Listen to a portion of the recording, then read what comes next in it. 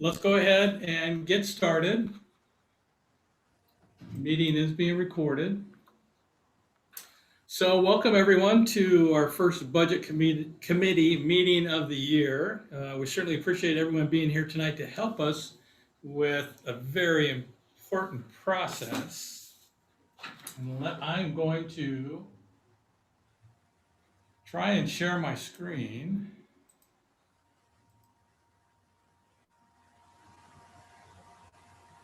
That works.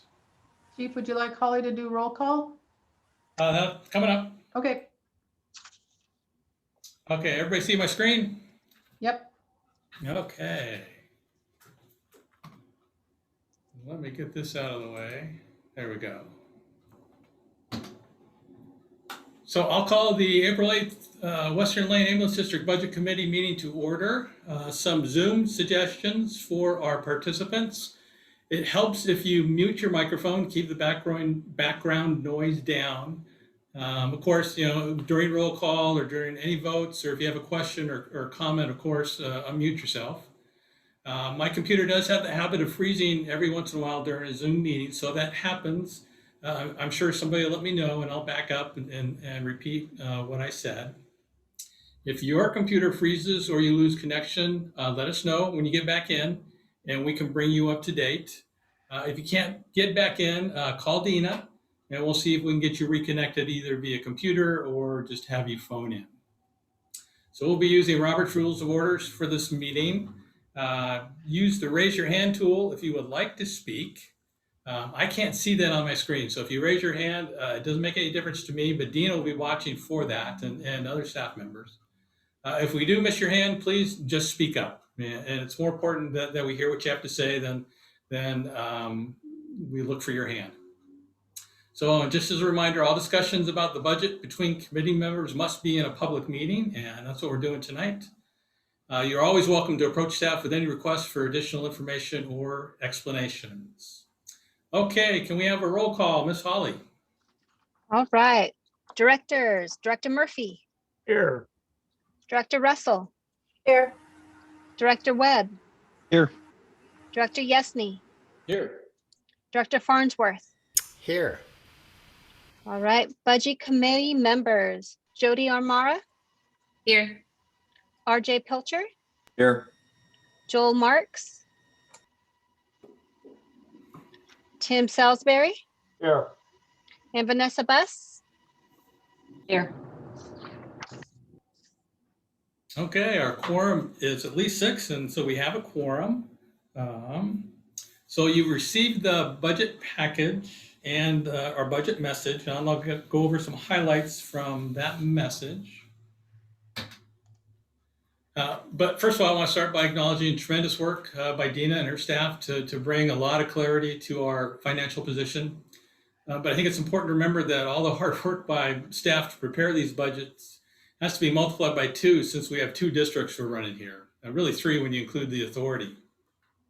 But get started with Western Lane. We're much better financial shape going into fiscal year 22 than we were in the last few years. 2 years ago, we were still trying to understand what our financial position really was. And then last year, we added the uncertainty of labor negotiations and a pandemic. Labor negotiations have been completed. That did result in an agreement which slows our growth in personnel service costs. And although we're still in the midst of a pandemic, it hasn't resulted in any negative impacts on our financial position. So our main expenses are in personnel services, which is normal for just about, I think, any agency. And we have seen historically an average increase in wages at 5.3%. For fiscal year 22, we're proposing a 1.4% increase, and I'll go through the budget in detail, so you'll see where those numbers are coming from. Excuse me. Healthcare is another big cost for us, and historically it's increased by 3.8% per year. And we were told this year there'll be no increase for fiscal year 22, so that was really good news for us. Oh, and I see Mr. Marks is here.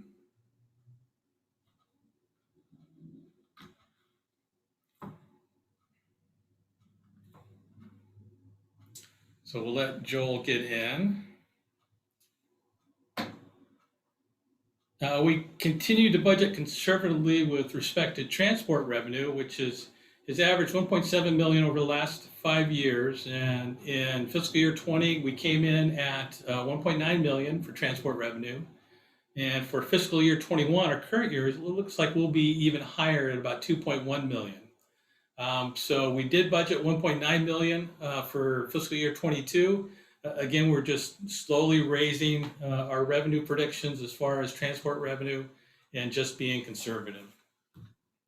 Property tax revenue continues to increase as well. Of course, we can increase 3% by state law, and we are historically over that amount, and we predict we'll be over that amount fiscal year 22. New construction, and we've seen a lot of new construction or property improvements, then we can't exceed the 3%. So that's why we're seeing a good increase in our property tax revenue.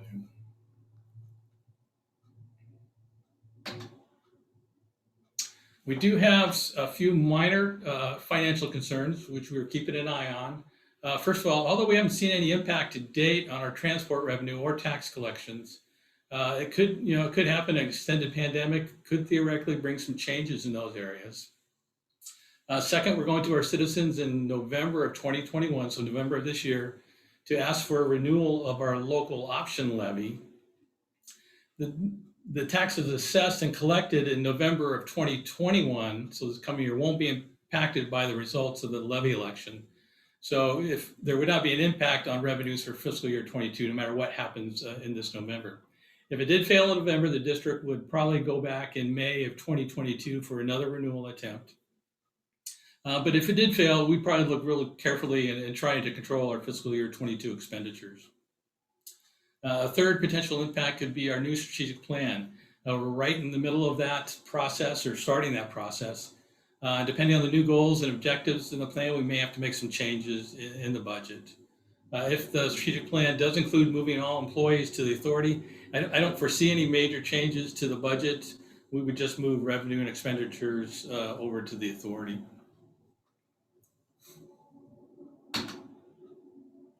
So now we need to appoint a committee chairperson, and this can be anyone on the committee, director or citizen. Do I have a nomination for chairperson? I'd nominate John Murphy. Okay, do we have a second? I'll second. This is Rick. Okay, Rick Yesney seconds. Holly, can you do a roll call vote? I'd like to nominate someone. We'll do each one. So if John's not elected, then we go to the next nomination. Okay. Director Murphy, Yes. Director Russell, Yes. Director Webb, Yes. Director Yesney, Yes. Director Farnsworth, Yes.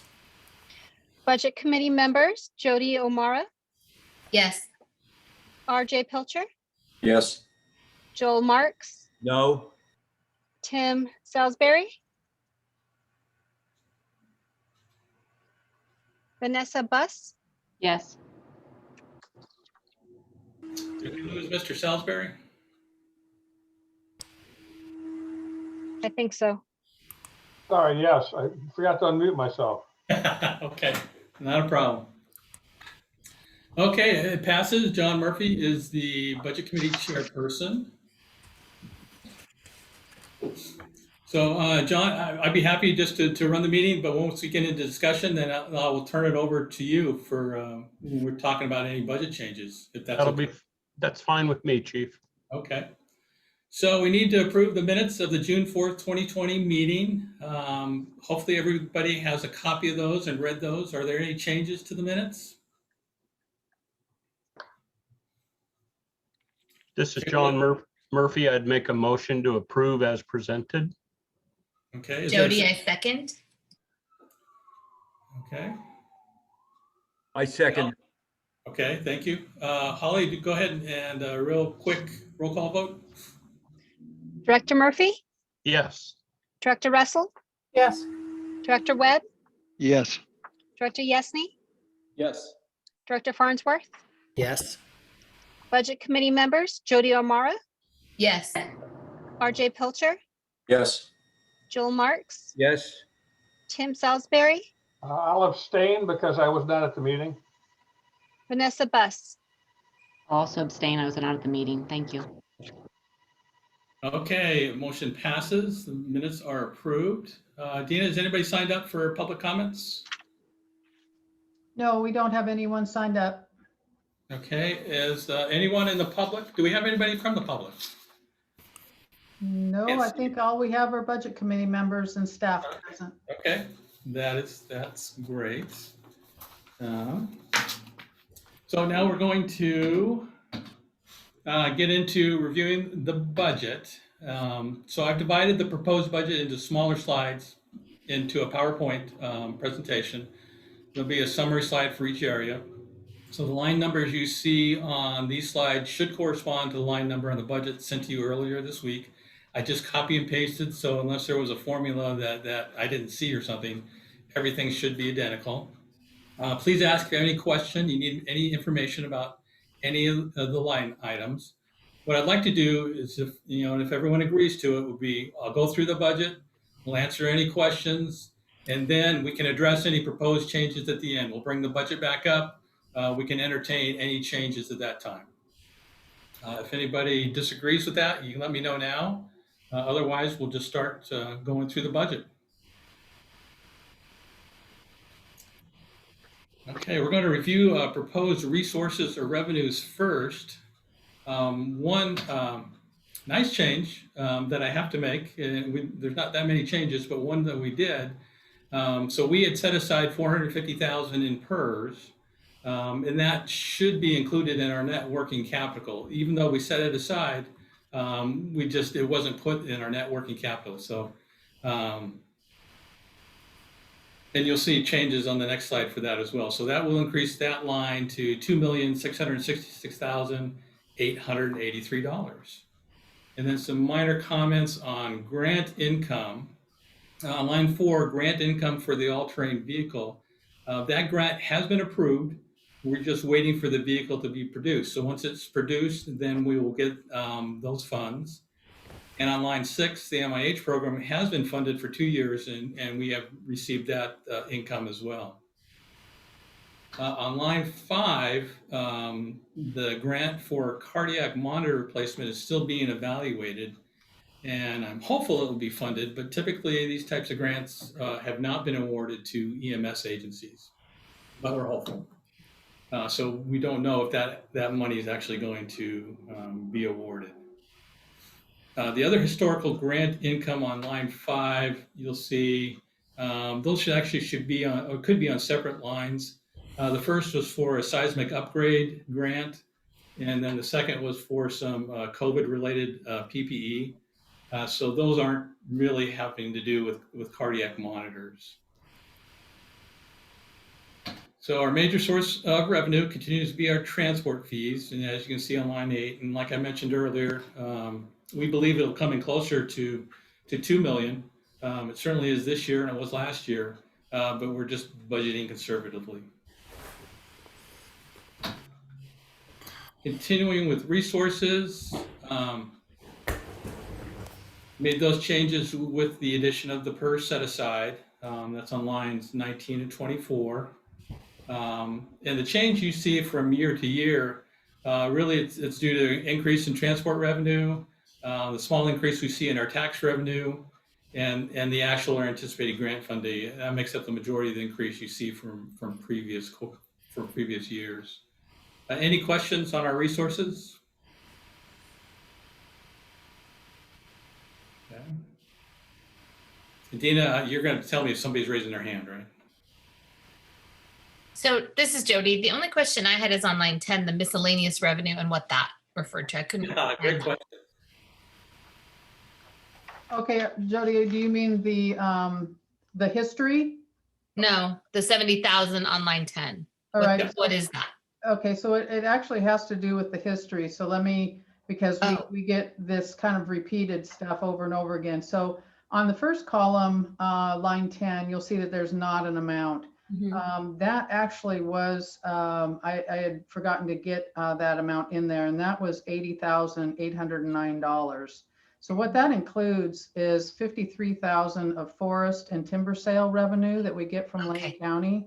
Okay. And 27,000 of it was like a workers' comp refund, safety dividend, and lots of miscellaneous reimbursements and donations. And then the second column, the 160,000, that was, we actually got 100,000 of timber revenue, and it was actually a in between timber and foreclosure revenue. 42,000 of that was a COVID grant that we got through Public Health and Emergency Relief Fund, and $8,400 of that was the purchase of the property across the street for the new crosswalk that went in. So when I was looking at that, on how to budget that for this year, it seems like we continue to get between $50,000 and $100,000 of this miscellaneous revenue from Lane County, between the timber sales, the foreclosure, and interestingly enough, we have received like $2,700 of a heavy equipment rental tax. And I don't know where that comes from, but there's a lot of districts who qualify for that. And we've already, and I was also looking at 18,000 of COVID reimbursement.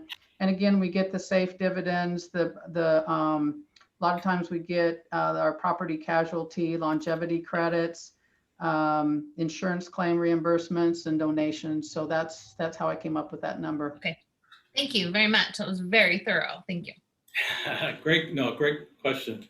I have a question Yep. on that last. Did you say, Dina, we got 80,900 in COVID grants? We did a lot of various COVID grants for PPE and for equipment we bought. We received, and Matt, chime in if you help me, a mask fit tester. We received CPR devices, automatic devices that do CPR. We received 2 hands-free CPR devices. Each one of them were about $30,000. So that made up the majority. Did we get Without any? the COVID grants, you wouldn't have got the CPR devices? That's correct. That's correct. And you got the 80,900 from the county, or is that state money? No, it's through the rollout of the federal money. So it came from the federal down to the state, and we were able to get it through the state. And you applied for that, or they just gave it to you? No, I had to apply for it. Yes, sir. And did you apply for more than 80,900, or is that what you applied for? We applied for the equipment we needed for hands-free CPR during the pandemic, so we didn't have increased exposures. So those 2 pieces of equipment, additional replacements for masks, PPE, personal protective equipment that we use, we got reimbursed from some of the money that came out of that. We got turned down for some grants, didn't we, Matt? Yeah, towards the end of it, the money ran out. So yes, there was. We're trying to get reimbursed for time loss and for some of the employees that were out for COVID sickness. Right. And backfilling, but we were unable to get that because the funded ran low. Chief, we have a couple of hands up. Let's start with RJ Pilcher. On that same line, just a reminder that the timber revenue isn't a gimme. We have $504 so far this year in actual on that line item. So it's not a for sure thing when it comes to timber revenue. Oh, absolutely. True. So I think that's a bit steep to think that you're going to get 70,000. Well, it's not all 70,000 for timber revenue. As I mentioned, there's several things that fall into that number. But we only have $504 this year. And the year's not over yet. Okay, Tim Salisbury. My question had to do with where we were headed. Line 21, the tax local option levy. That was first done in 2012. And my question is, I guess that's only done for like 5-year periods or something like that? Correct. When that was done in 2012, was that intended to be rolled over every 5 years for a new 5 years ongoing? Or was that supposed to be just for a 5-year period and that was that? Typically, those are continuing levies. I don't know what the discussion, maybe Director Webb may know more about it, but it's been renewed every 4 to 5 years. Yeah, the intent was ongoing, Tim. We were suffering a decrease in revenue due to Medicare, Medicaid, and increased call volume that was strapping us, or we needed to add additional staff. The operating levy was to support the additional staff to cover the district, So it's really and like, it's still needed. it's really a permanent levy right, as of, Yeah, but we have to go back every 5 years to have it renewed. If we had the opportunity to reset our base level, we would, but with the tax laws as they are, we can't. It actually started before 2012 is when it first went up to 45 cents. Before that, it was 25 cents. I think before that, it was 10 cents. So there were a couple elections where it increased. And then in 2012, where it first was at 45 cents and it stayed at that level. great, thank you. Sure. Larry Farnsworth. Yeah, back on the previous page, Chief, back to the 70,000. So what indicators do we get regarding timber revenue and what you called foreclosures? Could you help us understand how we are 9 months into the year and only have about $250 shown on the financial reports? How is this 70,000 or something similar going to show up in the next 3 months? Well, again, the 70,000 isn't only timber sales revenue. We've received foreclosure revenue. We've received this, what was it? I called it heavy, what was it? The equipment or tax. Heavy equipment tax. We get longevity credits from the insurance. We get, there's lots of times we get miscellaneous reimbursements from different things that go into this account. And, you know, the budget committee can discuss this. And if you want to bring that number down, that could be a point of discussion. Sure. Absolutely. My question is, though, if we were looking at the financial reports, where would this reimbursement be if it's not in other revenue? You mean currently, right Yeah, now? currently looking at the March financials, we see $250 for the year. Right? So if we've received all this money, where is it? Well, I'm not saying that we've received it yet. Oh, okay. So we haven't received anything this year through No, March? correct. A lot of these came in on previous years. They came in late in the fiscal year. I see. Okay. So do we get any kind of an indicator from any other body that gives us a clue as to what might be coming, or is it just a guess? It's a guess.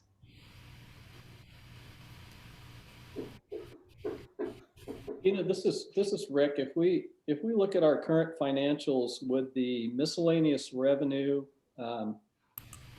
include other county tax revenue, reimbursements at about 18,500 for the miscellaneous revenue and those types of things.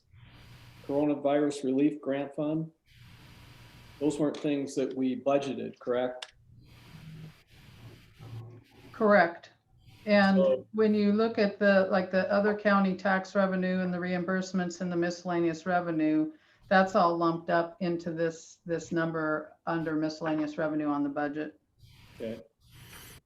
So there's some delineation between line 4085 and, as Director Yesney points out, 4230, 4250, and line 4280.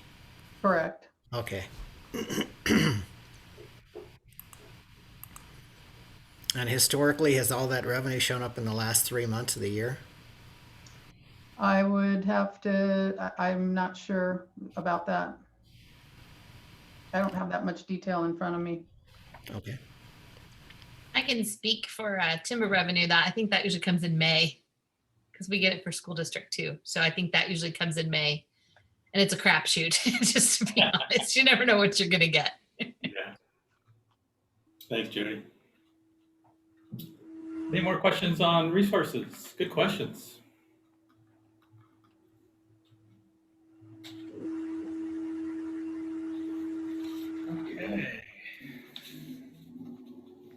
So, I think I talked about this. So resources, with the addition of PERS set aside, we'll have a total resources of 6,944,751. Chief Shook, when you say the set aside, is that a separate set aside account outside of, or is that within the budget? It's within the budget. Okay. Okay. But yeah, the board just wanted to make sure that it could be used for the PERS. And we'll talk about that coming up, Jody. Okay. So now we'll get into our expenditures or requirements. First off is our personnel services, which typically is the area of greatest expense for most organizations, and it's no different for us. As agreed to in our labor agreement, the union offered up to freeze wages for 2 years, which we accepted. So on line 2, you can see, at least with supervisors, you do see that the supervisor wages are frozen. On line 3, we do have included an increase in full-time wages since the board agreed to maintain step raises for eligible employees. And we have a total of 5 employees eligible in fiscal year 22, 4 that'll be eligible in fiscal year 23, and then only 1 in fiscal years 24 and 25. And a step raise, it's described in the contract. And typically it runs, I think it's between 5 and 6%, which they get just as they complete, and they must successfully complete each year. And I think that goes on for 5 years, and then they're at the top step. We did cut back in our part-time staffing on line 7, which we anticipate will increase for fiscal year 22. We didn't have as many part-time people to put into positions, but Matt's recently completed part-time hiring academy. And we have confirmed with the union management's right to schedule part-time employees in our 5th and 6th staff positions. So you can see historically, we've put part-time funding, at least for personnel services, back to what it's been historically. And we anticipate we'll be using more part-timers in fiscal year 22. Chief, we have a hand up. Director Yesney, you need to unmute yourself. Yeah, I guess I'm curious about that line. We don't have a reduction in supervisors or full-time. Is this just more time added? Or does this offset overtime somewhere? What line are you looking at? I'm looking at the part-time. I'm just trying to understand why the part-time is going up, but we don't have a decrease in full-time or supervisors, and not sure about how this plays into overtime. I guess overtime is budgeted to go down. Is that part of what we're doing? That's part of it, but remember, we schedule part-timers for 2. We can schedule up to 2 positions a day or shift with part-timers. But we have to have the part-timers to be able to do that. And that's one thing we cut back last year, was we cut back a little bit. Plus, we had fewer part-timers to employ. We just had fewer numbers. So we had budgeted less for that. Can I ask I should know this. I've crunched the numbers on this thing a million times, but what is our part-time? This is budget, but what's our part-time going to be on an annualized basis this year? Actual. This line 7. So right now, year to date, part-time is at almost 115,000. Okay, so the 90,000 budget was actually low. Correct. Yes. Okay. And there's some reasons for that, and when we get into the overtime, you'll hear some of those reasons. Okay, thank you. Sorry, I got knocked off there. The ambulance gods knocked me off. Well, you're back now. Thank you. Can I just mention something here? So Director Yesney has some good questions, and this screen really only shows the base salary. The next screen probably will show the overtime for each of the positions.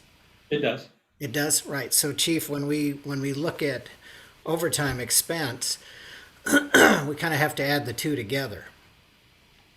Because if you take the 287,463 and divide by 3, that means that each supervisor's salary is 95,800. But I believe that when you add the overtime, it comes out to about 123,000. So I think that's Director Yesney's question, is how is the application of part-time reducing the amount of overtime our district is paying? Yeah, I do have a slide coming up where I can talk about staffing, where you can visualize that if that would That'd be answer your great. question. That would be great, yeah. Okay, yeah. Any more questions on, like I said, next slide is overtime. I think you can continue. Thank you. So here's our overtime. And overtime's always tough to predict. For example, this year we had an employee out on workers' compensation leave the entire year. We had several employees take COVID-related sick leave. There was a maternity leave, and we had one employee on extended leave for a surgical procedure, all which can increase our overtime costs, which was pretty high for this year. As a reminder, if there is an opening in our 5th and 6th positions, we only fill if there is an anticipation that call volumes will warrant it. So not every absence must be filled. Like I mentioned earlier, I can't talk about our staffing. It's on the next slide. So we don't believe there will be quite as much of a need for overtime in fiscal year 22. Again, it's hard to predict, but you'll hear a lot about management's right to schedule the 5th position. And that's what I have. Well, actually, I have it on this slide. So this is how we staff. And on the left side there, so we staff on a shift 5 full-time people, and then we have a 6th position, which is we can either leave it open or we can fill it with a part-time employee. And a lot of time when we anticipate it's going to be busy, especially in the summertime, really springtime through fall, we really need to have at least 6 people on. But if we have one full-time person off, that opens up what we call the 5th position. So we've moved, again, so none of these positions have an actual name on it. It's just their position and their staff. So if we have one firefighter, or not firefighter, we have one full-time person off, then it opens up that 5th position, and we can backfill that. We can leave it open. We can fill it with a part-timer, or if we can't leave it open and we can't find a part-time, then we could go to a full-time person, and then that would be at overtime. So if we leave it open, there's no overtime. If we give it to a part-timer, we can find a part-timer, there's no overtime. But of course, if we have a full-time person, then there would be overtime. So in those cases, when we have 2 full-time people off, by contract, our minimum full-time staffing is 4, so we would have to offer overtime for that 4th position. 5th and 6th, again, it's our right to fill as we wish, management's right. So we could either leave it open or we could fill with part-timers, or if we absolutely had to fill and no part-timers were available, then we could go with a full-time position. So we hope that we can control some of the overtime by using part-time people. Again, having the part-time people available really makes a difference. We always try and fill this 6th position with a part-timer. That's when we have these other positions. Chief, we have a hands up. Go Mr. ahead, Derek, Salisbury? or Mr. Salisbury. Hi, well, I'm new to this, but that's a lot of overtime, 322,000. It seems like even hiring 1 or 2 full-time people would take the overtime down if you're allowed to do so. But I think with PERS and all of the other benefits, you're probably looking at a 45% increase on top of the salary anyway for somebody that's, because it's pretty heavy with the PERS, 22 or 24%. So even though the overtime's at 1.5 times, you may not be saving anything hiring a full-time person. You'll save the overtime, but you pay it out in salaries and benefits. So No, you're absolutely correct. It's closer to 50% overhead for us. And then to be able to predict where that overtime was going to be. So you say, well, for 300,000, we can hire two people, but then, if they're not available, you still spent that 300,000, but then you're still looking at overtime. So yeah, it's tough to fill that. So could you do a couple more part-timers, or would that be something that, what do the part-timers usually work? Half-time? They're halftime or less, but yeah. At what point do you have to offer benefits? Is it over halftime or? That's up to us. We say over 30 hours a week on average. Okay. Thank you. Sure. Another hands up, Jody O'Mara. So is it in your with agreement negotiations, collective bargaining agreement, that you have to offer the open position to full-time first and then part-time? Just in the first four positions. Okay, thank you. Any more questions? Larry Farnsworth. Yeah, so I have a few questions here. The overtime has been a big issue, and I think this last year we were even $50,000 over our budgeted amount. Isn't that correct, Chief? Yeah, but we had budgeted way low. So we were thinking that we were going to have to make a lot of cuts in our budget. So we did budget low. But yeah, no, I agree. Overtime is, I think for most agencies, yeah, overtime is tough. Okay, so I just have a few questions about our direction. You've labeled all these as full-time positions. How many of them are paramedics and how many of them are EMTs? So we have 13 paramedics and 2 EMTs on our full-time staff. Okay, so the collective bargaining agreement doesn't require us to have that many paramedics. It doesn't require, yeah, it doesn't address paramedic or EMT at all. Right. So it would just be state rules and regulations. Right. So what are the state rules and regulations for manning an ambulance? To be an ALS ambulance, it has to have a paramedic. Right. Okay. So let's assume that if we were backfilling into these positions, your part-time staff, are they EMTs or paramedics? It is both, mostly EMTs though. Okay. So if you were backfilling into one of these first four positions, are you paying that individual based on the position they are filling, or are you paying them based on their qualification?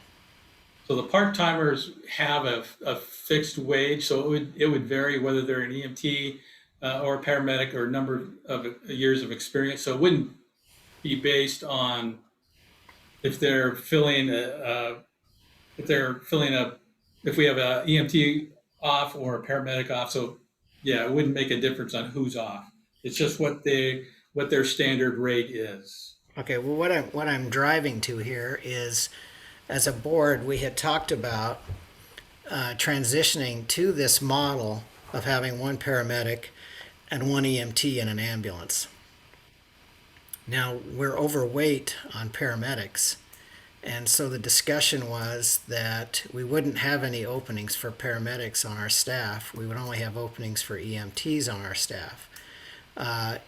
If a person is a paramedic and they wanted to apply for a position on our team, the position they would apply for would be as an EMT.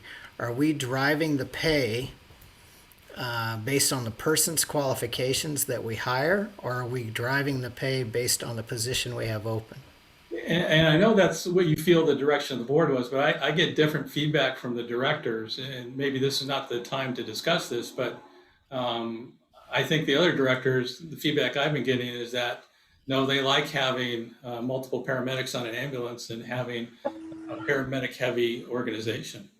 Well, as I recall, that recommendation came from you, Chief. If we had to save money, that's what we could do. Absolutely. Right, exactly. So that leads to my question. As a board, I thought we had come to that conclusion, and we had discussed it several times during the year. We talked about it in the context of openings when they occur. So, for example, when we filled the most recent position, was that person hired as an EMT or as a paramedic? That person was a part-time paramedic and was continued as a paramedic. Okay, so we're not taking up the suggestion you made last year. I'm not sure this is the time to be No, no, discussing. it is because we're talking about personnel expense and we're talking about how these positions are filled during these work shifts.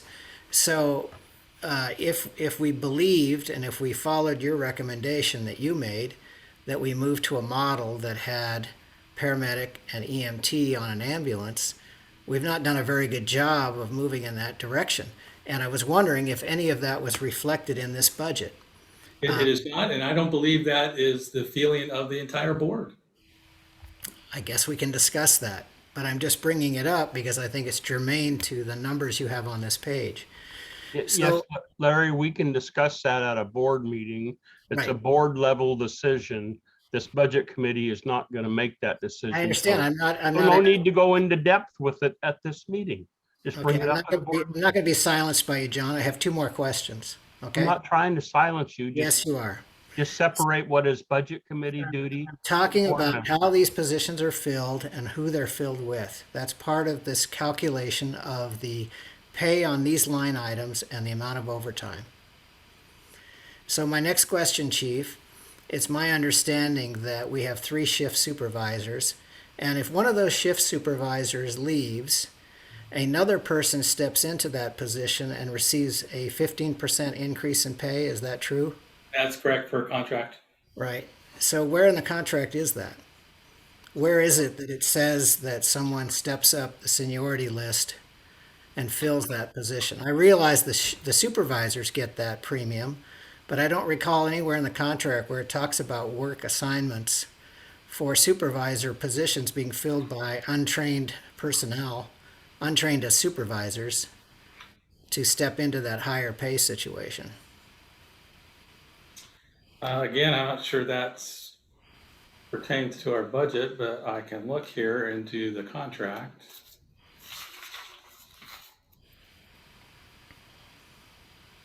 Article 14, in the absence of a supervisor who's out on approved paid time off leave, an employee who is qualified and assigned to work in a higher paid classification and who does work in that classification for a minimum of 4 hours, unless otherwise approved, shall be compensated at 15% above the employee's regular pay rate for all hours worked in that capacity.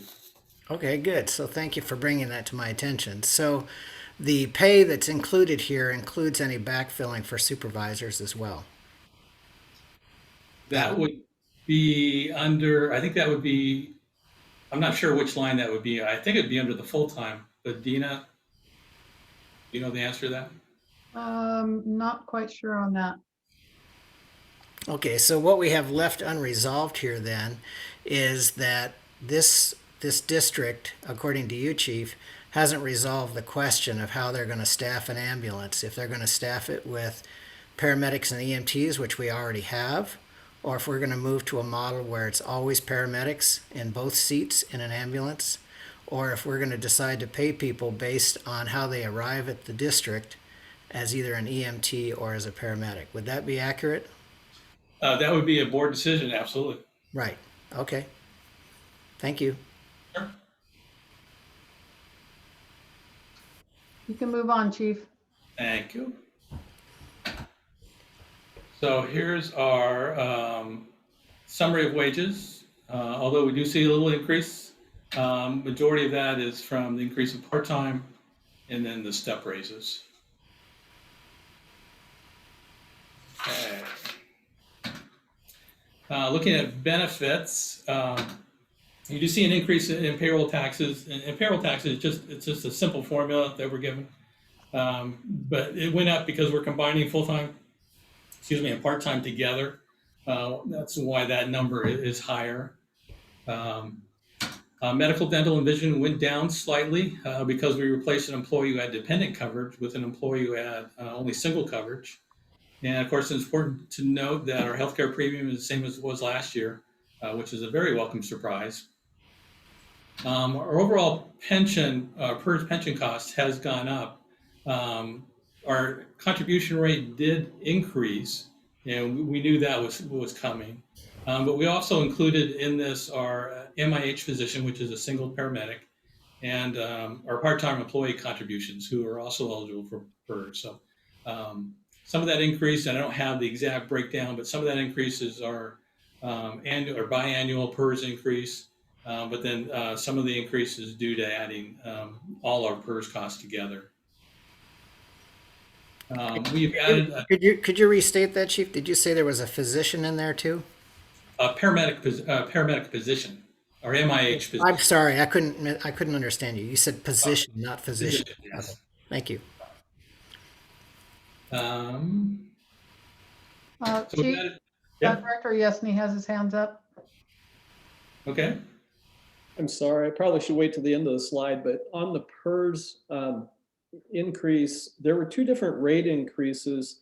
What's the makeup of our FTEs between how many are tier 1 and tier 2 versus OPSRP? We have one tier 1. I think we have 2 or 3 tier 2s, and Matt may know this, and the rest are OPSERP. Is that right, Matt? I think it's 1-3 rest observ, if I remember off the top of my head. Say What was that, Matt? Sorry, I didn't catch. 1 tier 1, 3 tier 2s, and the rest are observ, if I'm remembering correctly off the top of my head. Okay. Yeah, I think you're right. So it'd be 11 OPSERP. Okay, so the bulk of them are OPSERP. Correct. Okay. And that's where the bulk of the rate increase went up too. Okay, Yeah, the rate increase would be higher, but I mean, total, you have more OPSERP. right, okay. All right, thank you. Sure. So we added a new line, compensated absences. I call it payroll liabilities. And we'd use this line for employees that are asking to cash out some vacation time, which they're allowed to do.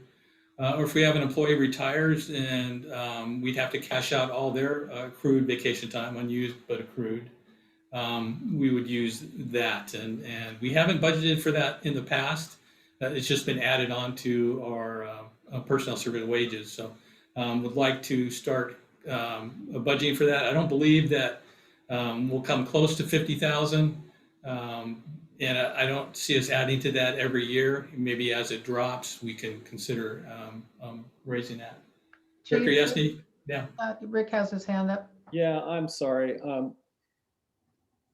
I think what I'm hearing is compensated absences have been included in wages in another line item before. And again, my question would be, have we reduced that other line item by the 50,000 that we've moved to compensated absences? I don't think it was ever included. I think it was just, we exceeded the budget for that amount. Correct. But we're under budget this year. I guess what's bothering me overall is benefits, even though we have a PERS increase, we're flat on medical and other benefits, but we're still showing almost a 12% increase in benefits. And I'm just, that's probably part of it. Yeah. Yeah, it seemed like that should be taken out of another line item to me. And maybe when we get to the end, when we show the spreadsheets, you can suggest what we can suggest changes at that point. Absolutely. Chief, we have another hand up. RJ?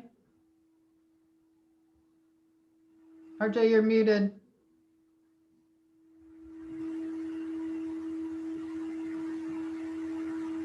I applaud that you want to set money aside there. I personally think it should be more of an accrual to where as they're earning the benefits that it accrues into a fund, and then when they use it, it comes out so that you actually have enough if somebody pulls a plug that you can totally cash them out and it isn't devastating for the organization. Yeah, I think so. It's hard to predict if they're going to cash out any vacation time or if they're going to retire with any vacation time. So it's tough to. I mean, if they had their maximum, so we know what their maximum could be. We know what a worst case scenario would be for one person to retire, and I think we say in the contract is 480 hours. So this would more than cover that. I'm not sure I'm addressing your question though. Well, they're allowed to cash in sick pay and vacation pay. No, that's contract as incorrect. it is. That's incorrect. No, only vacation. Okay. they can apply sick leave to their PERS, their final average salary, once they retire, but there's no cash out of sick leave from the department. That's great to hear. Thank you. Sure. So I understand, correct, RJ? Are you suggesting that we start an accrual line item for every employee's? What, I don't know what our rate is, but if you work 30 days, you accrue 2 days vacation, we say, then you put the 2 days vacation in that line item. Then if they use it, we remove it. To a degree, on the vacations, there's a minimum that they can't cash out. They can only cash out to a minimum. So Correct. my idea is once they accrue vacation over that minimum, that it goes into an accrual account, because, and then if they take the vacation, then it gets paid out of there. Otherwise it's, the only time it becomes a problem is if somebody cashes it out, because their paid time off is reflected in their salary. It's just it's just the spread between what the minimum they have to have there and, that they can cash out down to. I don't want this to be some big, great number, but, you can do a computer program on it where it's not going to take the gals 100 hours to save 50 cents.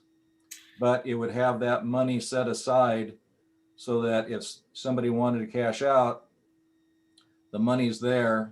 It isn't, gosh, what line are we going to pull it from? Or have to have line items that are fluff so that that you can find that money someplace. Just my I think, thought. yeah, and those are good thoughts. I think 50,000 more than, that would be if several people retired. They had their maximum vacation accrual amounts. We have very few people that actually cash out vacation. So it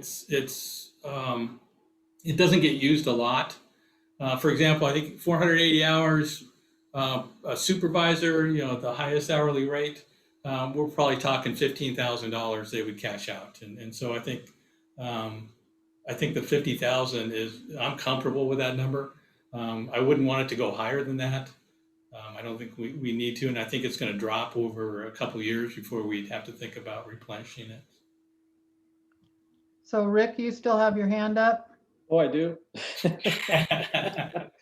Of course I do. I do have and maybe, I don't know, for Member Pilcher, if this will help, because we don't have a balance sheet, I don't think, in our material, but there is an accrual for compensated absences of about $147,000 on our balance sheet. So we are setting aside at least an accrual, and the offset of that would be an expense to somewhere in payroll, I'm assuming, to accrue the compensated absences, and they're expensed, and then paid out. They're cashed out, but the cash payout it shouldn't go against the profit loss. It should go against the liability account that's already there. Dina, I don't know if you update that regular, or if it's an audit adjustment. We provide all that information for the auditors. Okay. And they put that number in. So it's just a once a year Right. adjustment. Yep. Okay. So that's the answer then. It's just for the purposes of the balance sheet that we're showing it there as an offsetting liability. And then you're proposing to include it as a line item. Is that right, Chief? Yeah, I don't know about the first part there, but yeah, I've always had a compensated absence or payroll liability line, but yeah, it's up to the budget committee.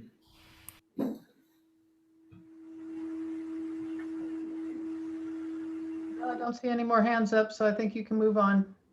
Cool. Good questions. At the bottom, you see IGA administrative costs. That's just the old payment to SCFR to cover the cost share of the fire chief, office manager, and admin assistant. Of course, that's been replaced by Western Lane Fire and EMS Authority, so you don't see that anymore. So here's our summary of personnel services. Any further questions? And just remember, at the end, we'll go over the budget again, and then changes can be proposed and discussed. Any hands up, you can move on. Thank you. So now we're going to look at materials and services, and we split it into operations and for administrations. There's a lot of variability year to year, but I've always asked my staff to be as accurate as they can be with their predictions. And as you see in line 1 there, staff training and conference has come down quite a bit from what was budgeted. I don't know what we spent this year. I doubt if it's very much, because we're just not sending anybody to conferences. There are no conferences to send anybody to. So these numbers have all come down quite a bit. I will have a summary page coming up too. Some more materials and services, and these numbers really are typical for the last couple years. And We have a hand up, Rick. Sorry. On training, it used to, I think we used to say it cost about $20,000 to $25,000 to train a paramedic for critical care. Is that still the case, or have we found other ways to lower the cost of getting paramedics to that level? I'll let Chief House speak to that. He's more educated on that. Yes, we have found alternate ways. There is a class that we were sending people for 2.5 weeks up in, and so of course room and board, everything that goes along with it. And I think the numbers were closer to 12 to 13,000 per employee when we did the critical care training. Now with the majority of the staff being up to that level, we're able to actually just do recert hours and recert training, which is about $400 per critical care employee. Okay, so somebody's new to becoming critical care, is it still the 12 or 13,000? Yeah, and the reason why we like to send them up to Portland or to an alternate destination is because they're actually in a level 1 trauma center, a level 1 burn unit. They're with the really sick patients where they get the exposure and experience of dealing with super, super sick patients. Great, thank you, Matt. You're welcome. So right now, out of our 13 medics, 11 are critical care certified. 1 will probably won't become certified, and the other one is our newest medic. And we don't know, hopefully, that she will become certified. We saw this slide, so we haven't seen, these are some of our expenses, medical supplies, our physician advisor, who's with Peace Harbor.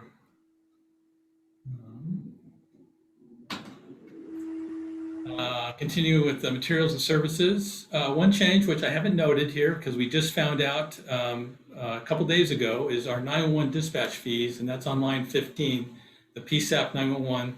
That's actually going to decrease over the next 2 years at about $20,000 per year, close to that. So that was, they use a formula. It's based on a number of calls, all the agencies that are involved with the 911, which is out of the Florence Police Department. And SV4 went up a little bit. For whatever reason, the formula is showing Western Lane Ambulance is going to go down. So we will make that change in the budget. So that's nice. So it was about $20,000 a year. So Chief, one question. So with the fire department responding to EMS calls, is there a double billing both for the ambulance district and the fire district? That's a great question. It probably is that, because we're still separate agencies. So fire department doesn't respond on all EMS calls. I don't know for a fact, but I would assume that each agency would count as a call. So we would look forward to Western Lane Fire and EMS Authority. Essentially, both districts would come in, and that would be the rate. So whether it be $90,000 for Western Lane and $60,000 for Siuslaw, moving forward, be $150,000 underneath the one entity. Got it.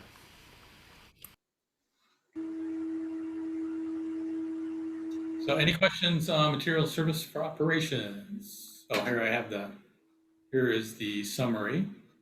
So I don't see anybody's hand up, but I did want to let the group know that Joel Marks just called and he's having trouble with his computer. So he's going to do the phone call in. So he will be joining us again, just not on Zoom. Okay. So like I said, we split administration, and I've got 2 slides for that. Some of these costs have moved to Welfia.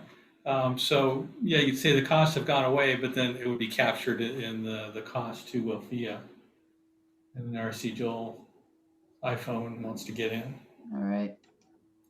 Again, not a lot of changes. On line 2, our GEMT admin and consulting fees, that's the ground emergency medical transport fees that we're receiving. That's a new federal program where they give you additional reimbursement. And right now it's just for Medicaid calls.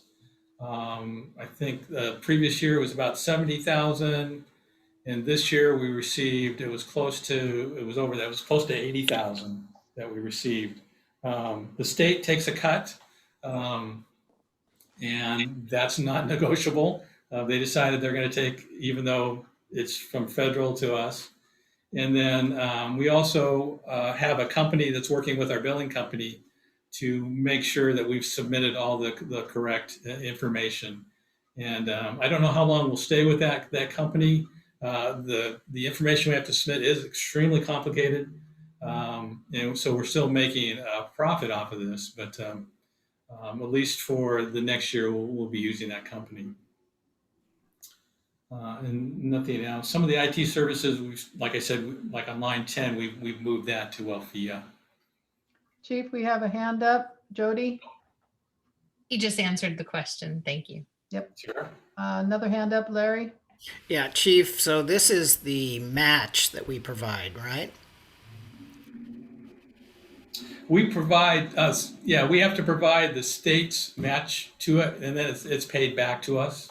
Right. So when you had your much earlier slide, $1.9 million, that included the Medicaid revenue associated with this match.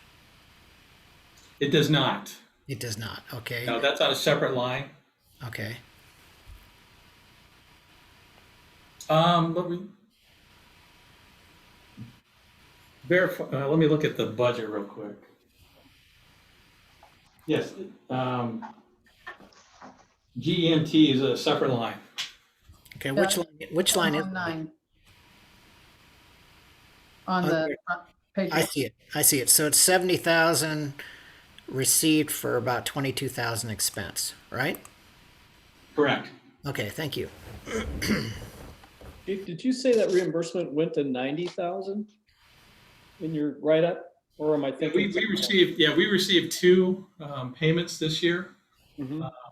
And so they've been catching up. So once the state decided they were going to get into the program, it was like 4 years ago. And so we were eligible from that time, but they've been catching up. So going forward, it'll be on a year. We'll be paid for that year. So like this year we got 2 payments, and that's why it's higher.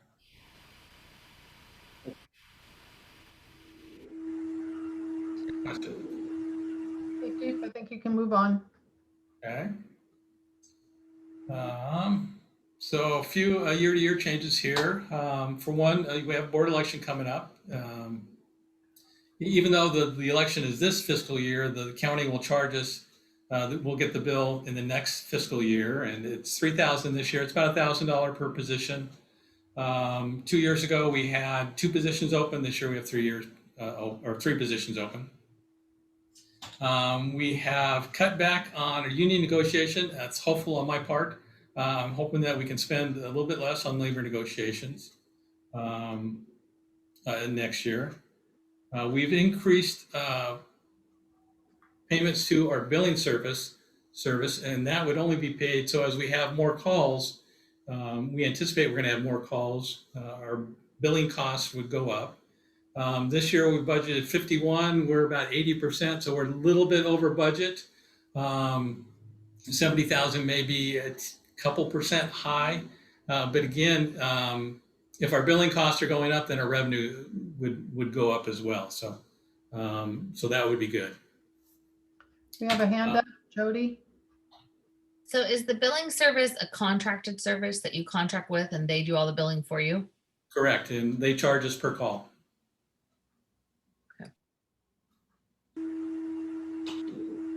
So workers' comp, we anticipate there's going to be an increase in our workers' compensation. It's still a guess at this time because we had that employee that used that benefit this year. And I know we had some questions on that. Dina, can you explain how we get charged for workers' comp? Well, usually the person who's out on leave, workers' comp will reimburse 66% of their wages. And then if the employee still has sick or vacation time, they can supplement that. In this case, this individual used up her sick and vacation time. But what this does is at the end of the year, workers' comp year, workers' comp comes back and says, well, do you want to reimburse these claims that you have incurred over the year? And if not, then we're going to increase your percentages. So that's kind of how workers' comp works. And so we're expecting to have to pay if we want to keep they call it an experience mod. If we want to keep that down and keep our rates down, we will have to pay an additional amount to cover those claims that were paid out.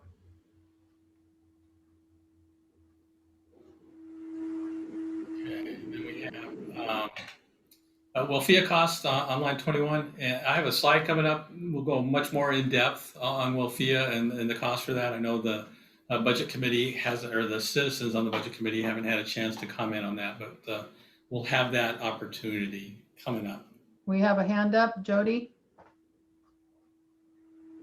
Oh, no, never mind. So here's total materials and services. And of course, that includes for the WellFIA cost, the authority costs as well. Okay, here's capital outlay for next year. And there are some things need to, I put my notes here, point out. So we're not going to be buying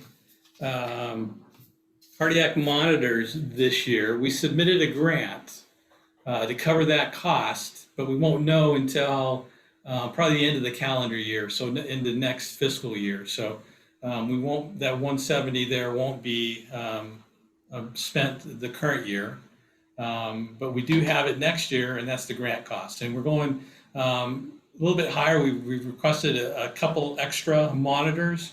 We're hoping that maybe we could place one upriver, some of our upriver communities, maybe some of our quick response vehicles, our staff cars, and maybe one on the engine when we have a paramedic engine. So we've asked for more, a few more than we actually have now. And while I said we're hopeful, I don't believe it'll be funded, but you can't get it unless you apply. So we'll see what happens. We will be replacing some equipment on Herman Peak, and that's where we have our transmitters, receivers and transmitters, and not only Western Lane Ambulance District, but SVFR uses that, the City of Florence Police Department uses that, ODOT uses that. I think, I know Lane County is up there. So we have a lot of different people up there. We do have, I'm sorry, I was looking at somebody coming in. SVFR actually owns the equipment up there, owns the tower up there, and then all the other agencies lease that and then take care of their own equipment. And I know there was a question about, that's gone up quite a bit, that upgrade. We had it in previous budgets and we were trying for a grant, which we did not get, and which was unfortunate. But Matt, if you briefly, what are we getting for that 212,000? So in 2008, every agency was awarded a grant where portable radios, repeaters, mobiles throughout all the districts within the Western Lane region. But what we're replacing is the repeaters. They're end of life, and now they're getting to the point where we can't find additional supplies to fix them if they break. So what we're looking at is we have access already to Herman Tower, Herman Peak. and we're looking at getting access to Glenada Tower and then establishing a microwave link between them. Fire Department Station 1 already has a voting repeater there, so we'll essentially have a redundant system, kind of a triangular system, if you will, but it'll be actually more of a triple redundant system. And as we move forward, it'll be cheaper to add on to it. But this project, the way it is now, it'd only be like $20,000 to add on an additional repeater, say east, more like Walton area, because we have some really bad signal areas out in that area that we can actually capture it coming back. So looking at this project has definitely been opening up in Pandora's box. I thought, yeah, we're just replacing the repeaters, but it's actually looking towards the forward. It's like, okay, 5-10 years from now, when somebody takes over this, how are they going to be able to manage this moving forward? And this is the best option, working with Codan and Lane County really closely to get us where we're at. Happy to answer any questions. Larry's got his hands up. Hey, thank you, Matt. So SVFR is paying a similar amount? Yeah, so the first phase of the project is Florence PD, Western Lane, and Sias Valley Fire. And I think it's about 80,000 per district. Florence Police Department was able to get the grant, and unfortunately Western Lane and Sias wasn't able to get the grant. So the PSAP center that we pay into, that 114,000 that was budgeted, we actually allocate money for projects too. So each agency is getting $33,000. So Sias Valley Fire and Western Lane's first take on the first part of the project is about 58,000. And then the second part of the project is 212,000. Okay, so Florence PD has bought into this upgrade and they budgeted for it too? Yes. Okay, thank you. You bet. They didn't have to budget as much. Unfortunately, they got the USDA grant and we didn't, like Matt was saying. Okay.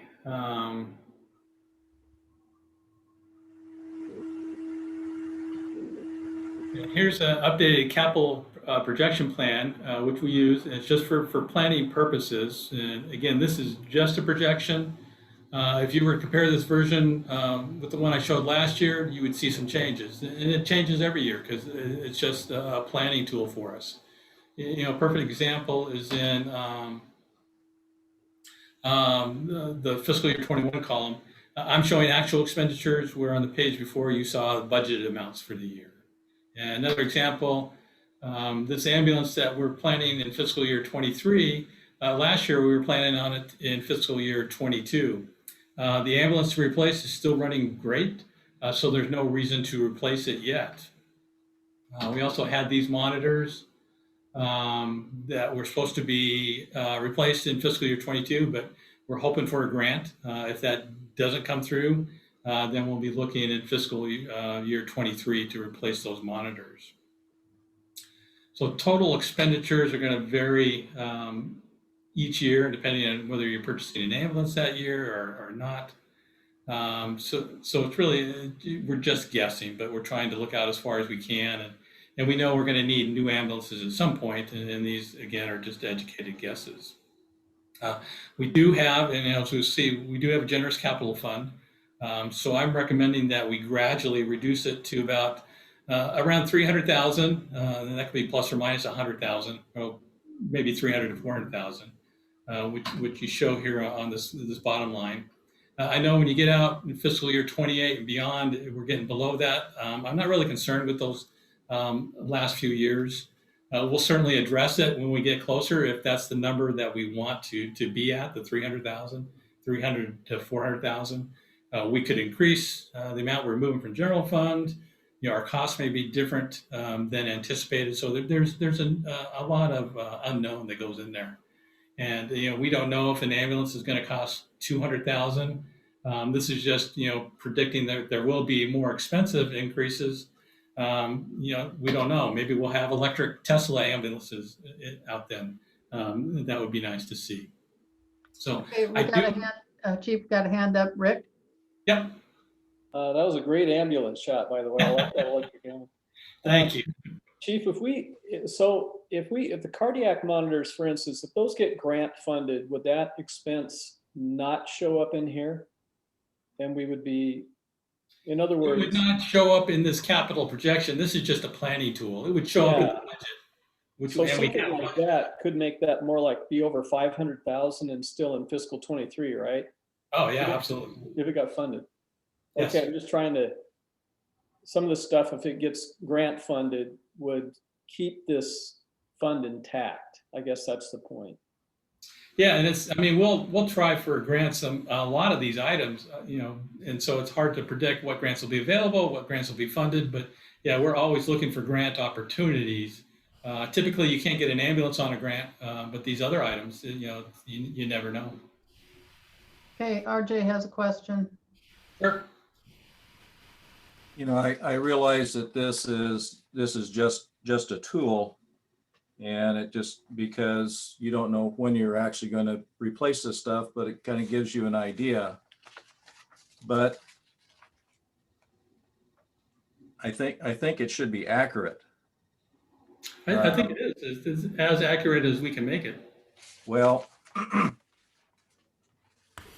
on your form on fiscal year 30, it shows that the fund will be down to 49,902.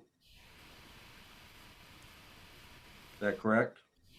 I'm not putting any faith in those numbers, RJ. I mean, this is based on just putting 120,000 a year. Maybe we put more if we get closer to that amount. Maybe we push that fiscal year 30 cardiac monitors out a couple years. So it'd be 250,000 in that. So like I said, I don't give any credence to those numbers. It's a good estimate. We'll have to address it. Absolutely, I don't think it's anything we need to address this year or the next couple years.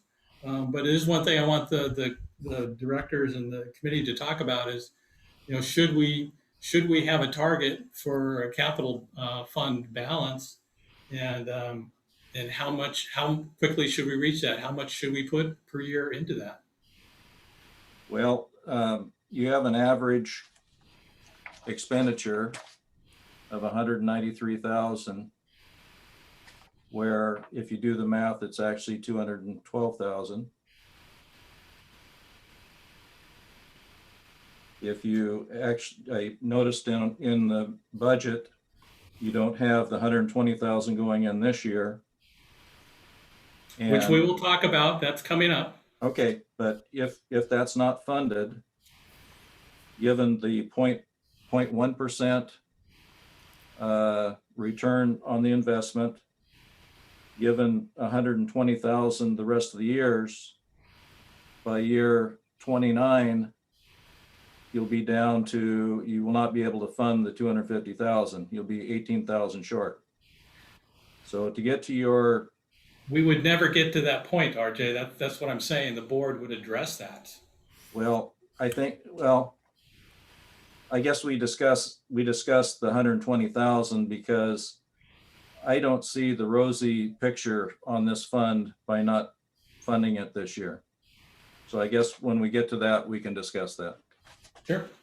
Next question, John Murphy. You're muted. There you go.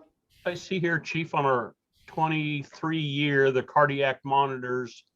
So if we don't get the grant, we're dropping from the 240 down to the 170,000 and reducing the amount of monitors we want. Yes, that's correct. Thank you. And Rick, you have your hand up. Sorry, it's down. Okay. And like I said, any more questions? There's another question? Okay, yeah, Larry. Thank you. So I'm just refreshing our memories. We talked about this last year, and it's reflected in the minutes for that meeting, is that we had a vigorous debate about only putting 120,000 in, and we needed like 189,000, as I recall. So, you know, we had talked at the time about maybe not getting it all the way down below 500,000. I'm curious, Chief, if you, I mean, we've run some of these numbers on this spreadsheet. These numbers are not on a spreadsheet. These are just numbers that are plugged in this format because they don't add and track to the balances that you show. So we don't. Are you adding the interest and things like that? I Yes, mean, they yes, are in the spreadsheet. yes, we are. So I think, as RJ said, you're 18,000 in the hole in fiscal 29, and you're 108,000 or something in the hole in fiscal year 30. But I'm just curious. I think it's ridiculous to look out that far and to Well, say that we would address it years in advance. I guess we disagree. So I guess my question is, why are we not putting the 120,000 and we agreed last year this year? That is our recommendation, and you'll see it coming up on the slide. That's what we're asking the board to do. Okay. So what's interesting about this is that previous boards of sane people created a building fund and a capital equipment fund, and we're basically running those things based on these projections to zero. There's no other conclusion you can come to. I disagree. I think there is another conclusion, is that we would have to increase the amount that's going into that fund, and I'm sure the board would do that. Why not this year? It could be. It's up to the board. Okay. I don't see any hands up, so Chief, you can move on. Thank you. So here's an overall summary of expenses. So if we do transfer to capital, that's where this would be, and that's what we've been talking about. Our recommendation is 120. That just means that we're slowly lowering our capital reserve fund to a balance that the board would decide upon, but that number can be anything. We are proposing that we do establish a side account with the state. Our intent would be to make this contingent on local option levy passing in November. If it didn't, I'm sure it will pass, but if it didn't, we might want to hold on to those funds. If we do establish a side account, we lose control over that. It does increase our assets as reflected in PERS. So it does apply to Western Lane only, but we couldn't get that money back if we did that. If we do establish a side account, we wouldn't see an effect on our contribution rate until July of 2023, since it's done every 2 years, and our new rate going into effect July 2021. We could pay for a new actuarial study. That's a minimum cost of $1,000. That the board would have to decide to do that. If we do establish a side account, and we would still be eligible for a state match if they refresh this program, keep the side account program going.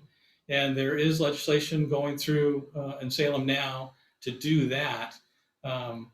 Is our understanding from what PERS has told us that if we did start a side account, we would still have the opportunity to have that match, the 25% match.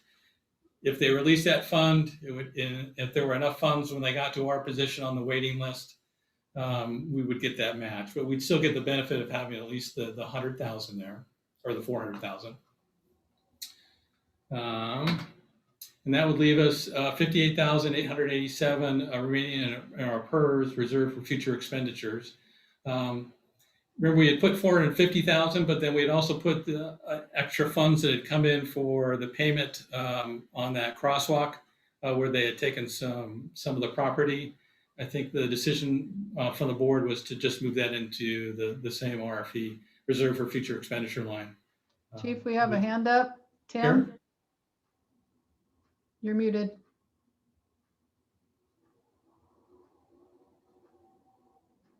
You need to unmute.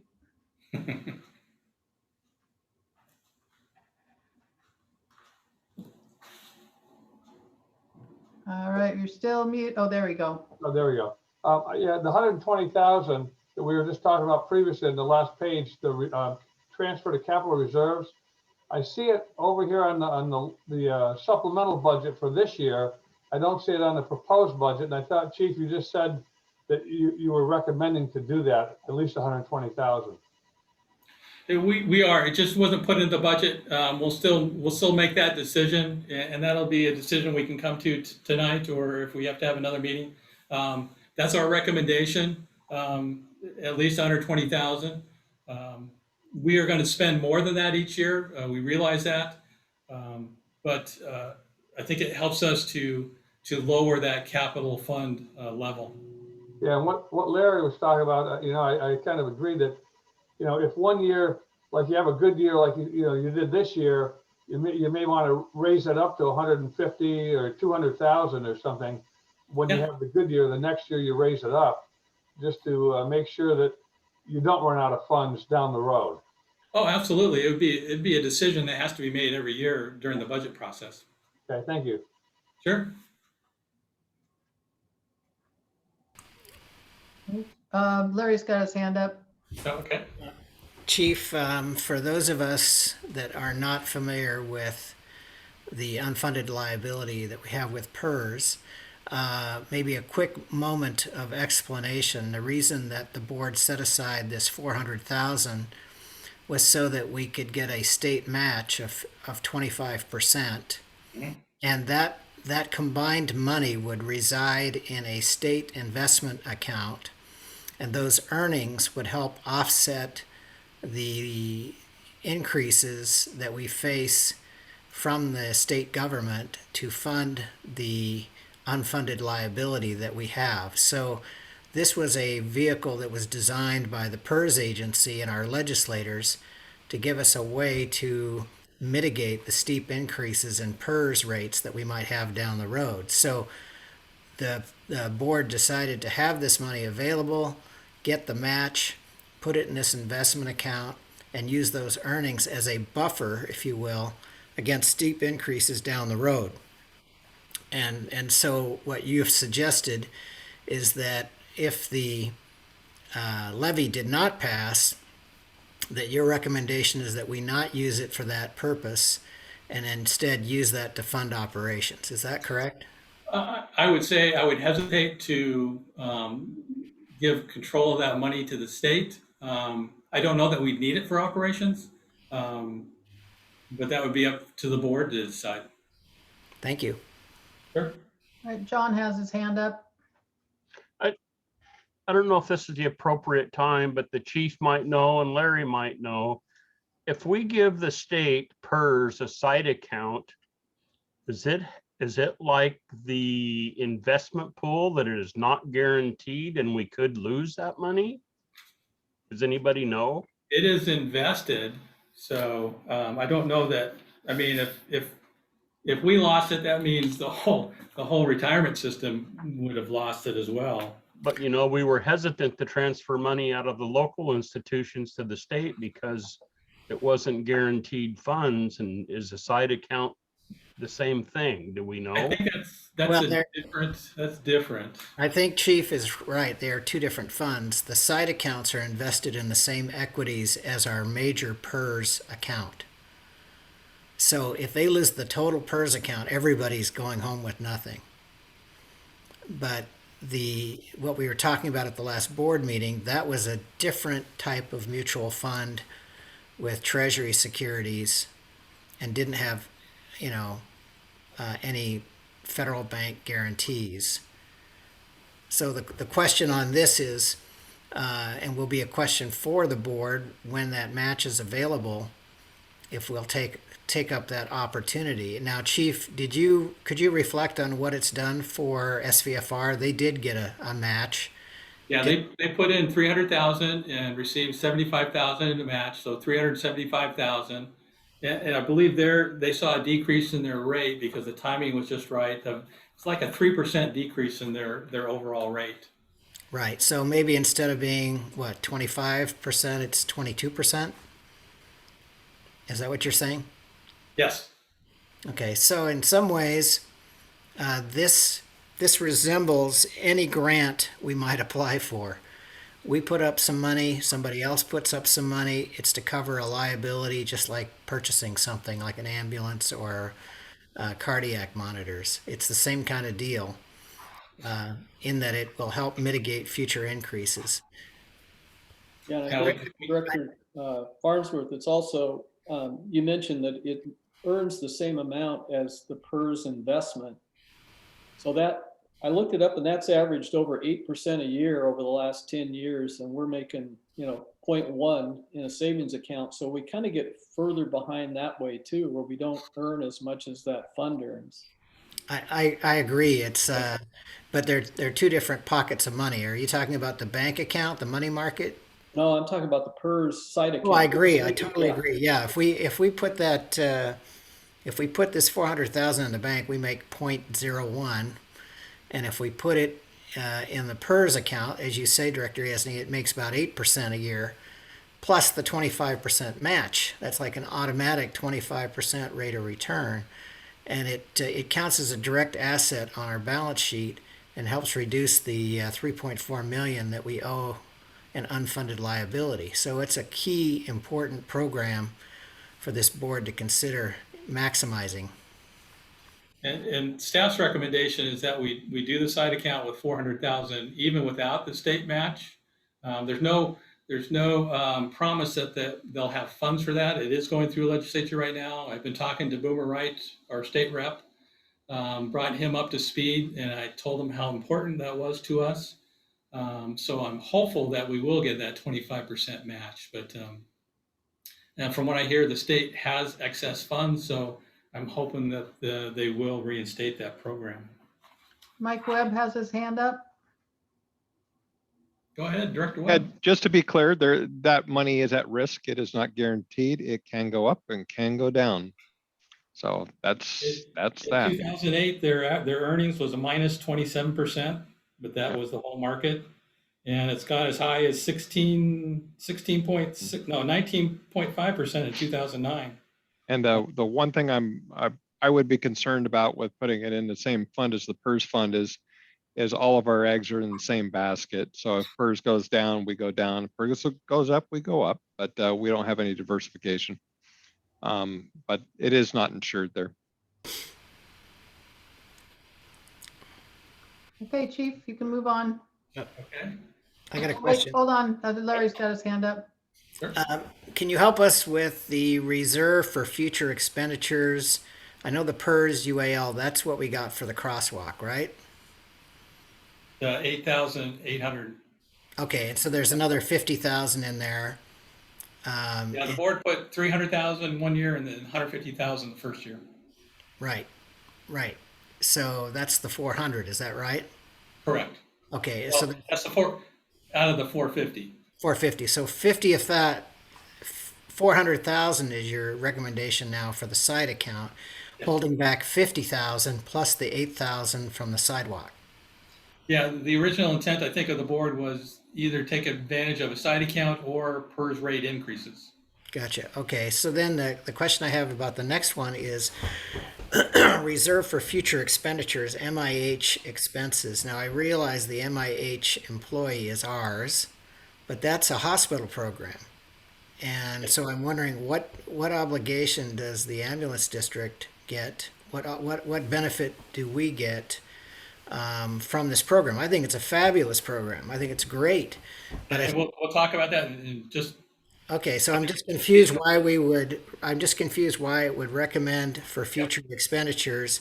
That's coming up. We're going Okay. to discuss it coming up. Very good. Okay. Tim So- Salisbury. And I hate to backtrack, but the 400,000 for the per site account, from what Mike Webb says, it sounds like it may be something to consider if you get the 25% match, because you've already up 25% before it even does anything in the market.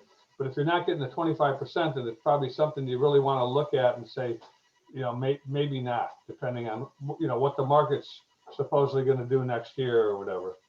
But you also get a reduction in your contribution rate. So Yeah. you would save money each year. Certainly, it'll take you a long time to accrue that amount, but you do see a reduction in your rate. Yeah, you have over $400,000 in PERS obligations in the budget this year. How much would that reduce it by? Would it be like 30,000, 40,000? Do you have any idea? I could just go off what it did for SVFR, which was 375,000. It went. We saw an overall decrease of 3%. I don't have those exact numbers. It would be a guess. I don't know, Dina, if you could. Yeah, we'd have to crunch those numbers because this is all has just kind of developed in the last year. Okay, well, it'd be something else to consider, looking at all the money together and say, okay, what's the probability of things happening and what looks like it's gonna work? I think it would take probably 15 to 20 years to, um, with your drop in your rate to equal that amount, if that makes sense. Yeah, but still, if it's worth $25,000 or $30,000 to you each year in a reduction, Yes. that's something to consider as well, so. Yes, absolutely. Okay, So- Chief. We're okay. Okay. Contingency, we have, this is for unanticipated expenses, and we've got it right at 100,000 right now. And again, that can be at whatever level. It was much higher last year because we had the labor negotiations and we had no idea what our actual budget was going to look like after those.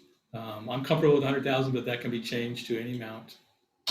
And then I know Director Farnsworth has some questions about our MIH. So it is, Peace Harbor has funded this through a grant, and they've been very generous in their support of the program. And they've been actively working with us in trying to secure long-term funding for that position. The majority of the benefits of the program goes directly to Peace Harbor, and I agree with your comment, Director Farnsworth. Not all of it. We do have referrals from our medics, the frequent flyers, the ones that just aren't getting the proper medical care, but they're accessing medical care through 911 system.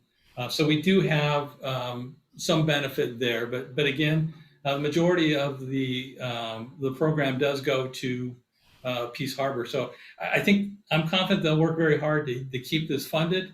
I think if for some reason, and I don't think that's going to happen, but if for some reason they decided, they don't have any more money, we would want that program to continue. We'd probably revamp it.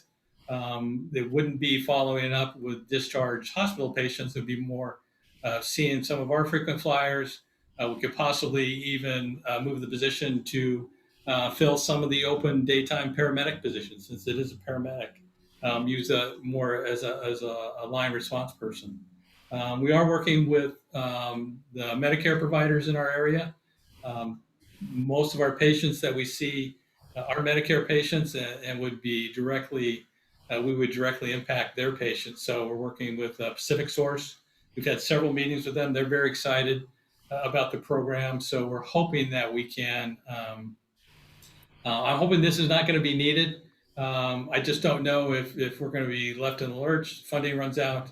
Maybe we could continue this for another 6 months or so, or a year. That's just a recommendation. And again, as always, it's up to the board whether or not we want to continue with this. Mike Webb has his hand up. Yeah, just to be clear on the reserve for future expenditures for the MIH, I thought that was there, and maybe it's a misread because Peace Harbor paid in advance for monies we have to pay going forward for like this half of the year. But maybe I misread that. No, it's funded. It's funded through this year. So no, we got a 2-year grant. So this is we're looking into the future. Okay. RJ, did you have your hand up? Yes, so that I'm clear on this MIH expenses for future expenditure, that 50,000 is not grant money. This is going to come out of revenues from the organization. That's correct. Okay. Okay, Chief, you can move on. Thank you. Like I said, this is our capital reserve fund. And again, it doesn't include any transfers from the general fund.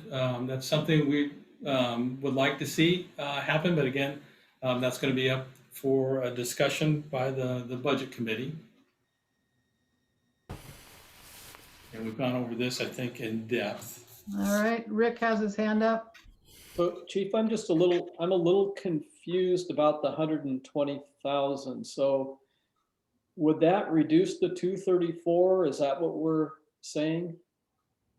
Or it looks like we're transferring. Well, it would, no, I mean, the 234 is what we want to spend. It's just the 120 would help, the balance would not decrease 234, it would decrease, 234 minus 120. Right, okay. So in the budget right now, it has the 234 is being transferred out of capital reserve to general fund? That's just, and that's just more of the capital reserve fund, we have no way to spend money out of that. It has to be transferred to the general fund. Legally, we can make expenditures out of that, but physically, we just can't. It's just a money market account, and so we have to transfer it to spend it. Okay. Okay. Sure, good question. RJ. So on the proposed budget, your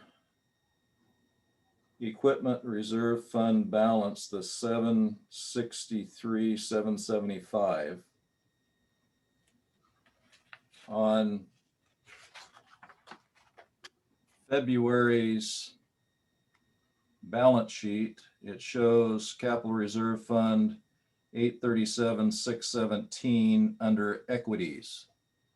So where is the 763,775 coming from? We had to transfer money out this year for this year's capital outlay. That's the difference. Does that answer your question? Well, did that happen after February then? Yeah, it might have just happened. Okay, so the 763 is the good starting number. And Director Yesney was asking what the closing balance will be. Without the 120, you're saying it'll be 532,775. Correct. So year to year, it went from 837 to 532, $300,000.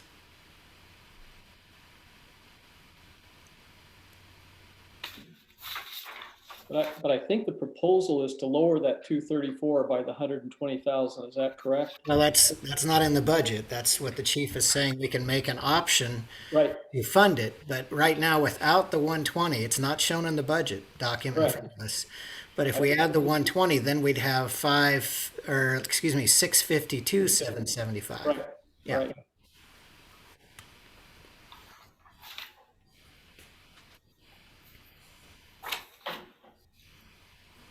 Okay, Any more Chief, questions? move on. Thank you. So here's our LifeMed fund. We're showing both resources and requirements for the fund.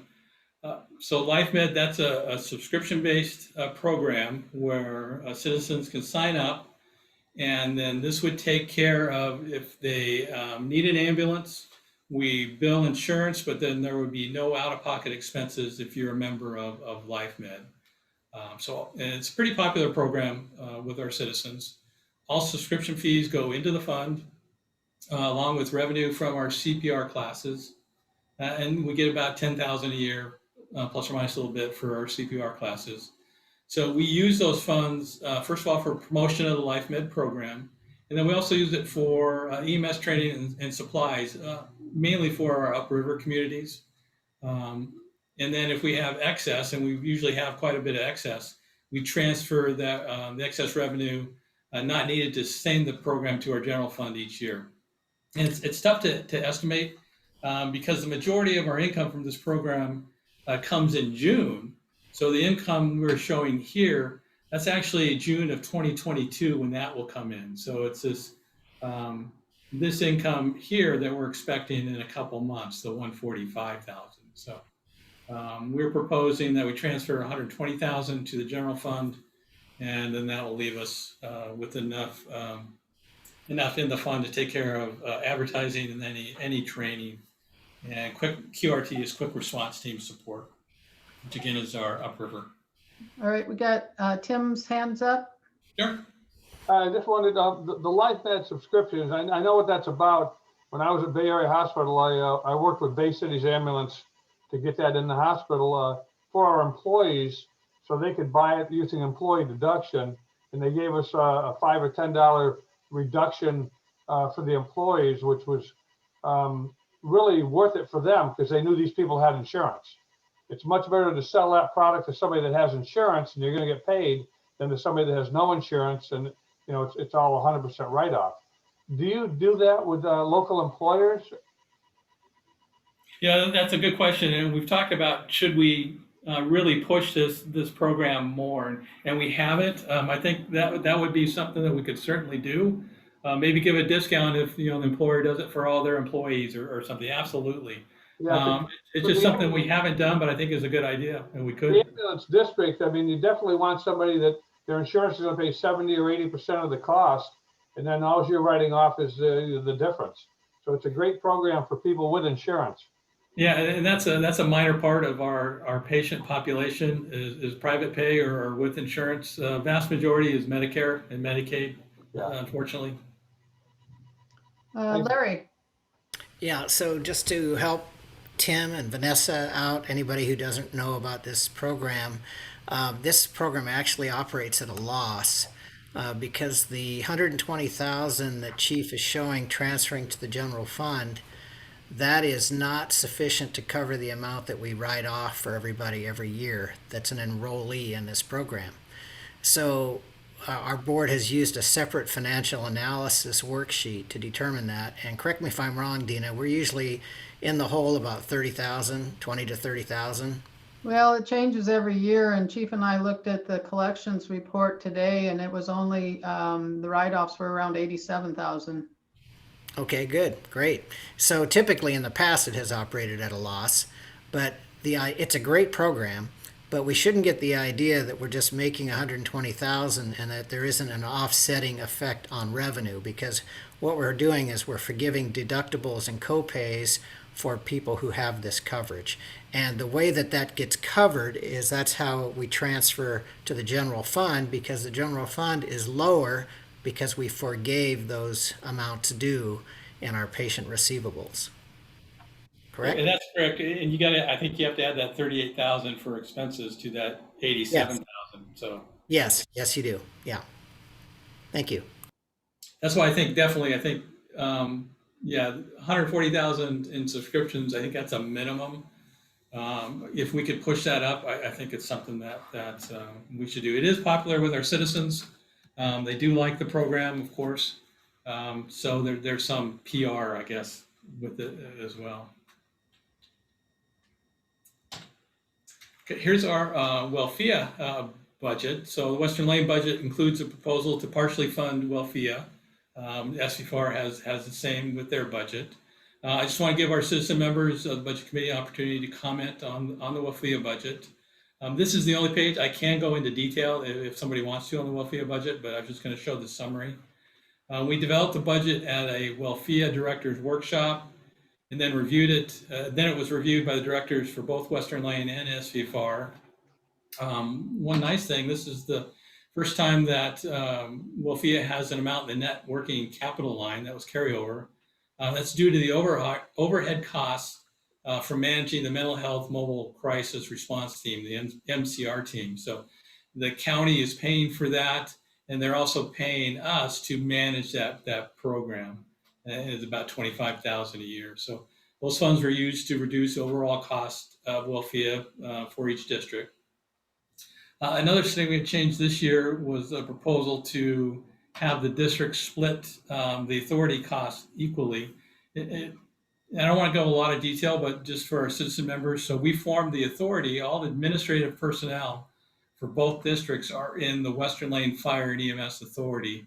And then each district shares those administrative personnel, and they share in the cost as well. So that's what's being shown here. So last year, the split was 51% for Western Lane and 49% for SVFAR. Our offices are at Fire Station 1 for SVFAR, and it was thought that utility cost and copier costs and things like that would be a little bit greater for SVFR. This year, the decision was made to split it 50-50. Fire marshal position, which is also an administrative position, that will continue to be funded 100% by SVFR. So any questions on the WellFIA budget that I can answer? RJ. Are you going to go down into materials and services, or? I wasn't, but I can. I wasn't, but I can. Everybody has the full budget in their packet. The WFIA budget too? Yeah. So on materials and services, last year we were budgeted 100,000. This year it's 120,000. When you take a 12-month rolling numbers from February through this past January, the agency had an expense of $96,411. So I don't understand. I did look at the line items, and where there were increases, I've always been told where you have increases, there are decreases in the other agencies. I didn't see any decreases in the other agencies. So I'm not sure. I would not be in favor of going for 120,000. I'd be in favor of sticking with 100,000. Like I said, we'll talk about changes coming up. This is just for people to get information. RJ. Okay, thank you. Okay, and now that's when we can do that. So I'm going to go to our Excel spreadsheet. If we don't need a break, we can go to that. Oh, there's my wife walking the dogs. Okay. And Chief, how do you want to handle this? Do we just want to go member by member?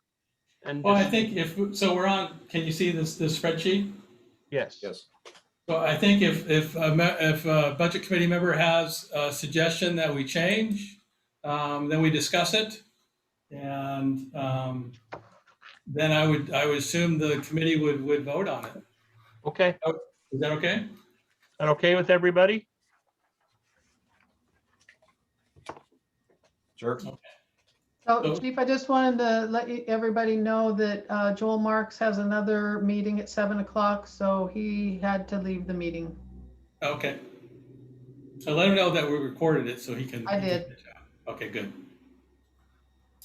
So here's our resources, and again, we've added the 450,000, which was the PERS set aside. So we're not spending that or anything. It was not included in our carryover, which it should have been. So is there any recommendations for changes on our resource page? I just have one comment. I don't know if this is the time, but at our next board meeting, I'd like the board to have a conversation. The transfer from LifeMed.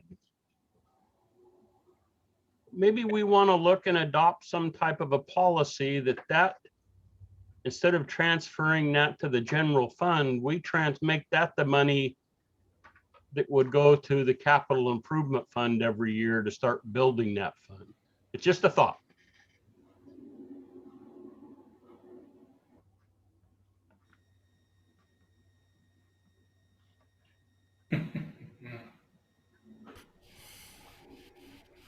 Did we lose everybody or just me? Nope, everybody's still there. So the 2666883, that you added the 450,000 to that, to the other one. Okay. Whoops. I'm back. Okay, sorry about that.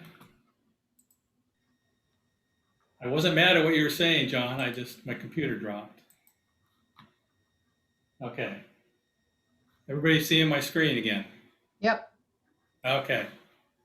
So John, I'm sorry, you were saying maybe we use the LifeMed for our PERS set aside? No, the monies that would go to the capital improvement fund every year that RJ and a few of us have worried about that we're starting to diminish. Oh, okay. Yeah. Just for board discussion down the road. Sure. So, but no proposed changes now as far as on this page. Okay. This is personnel services, wages.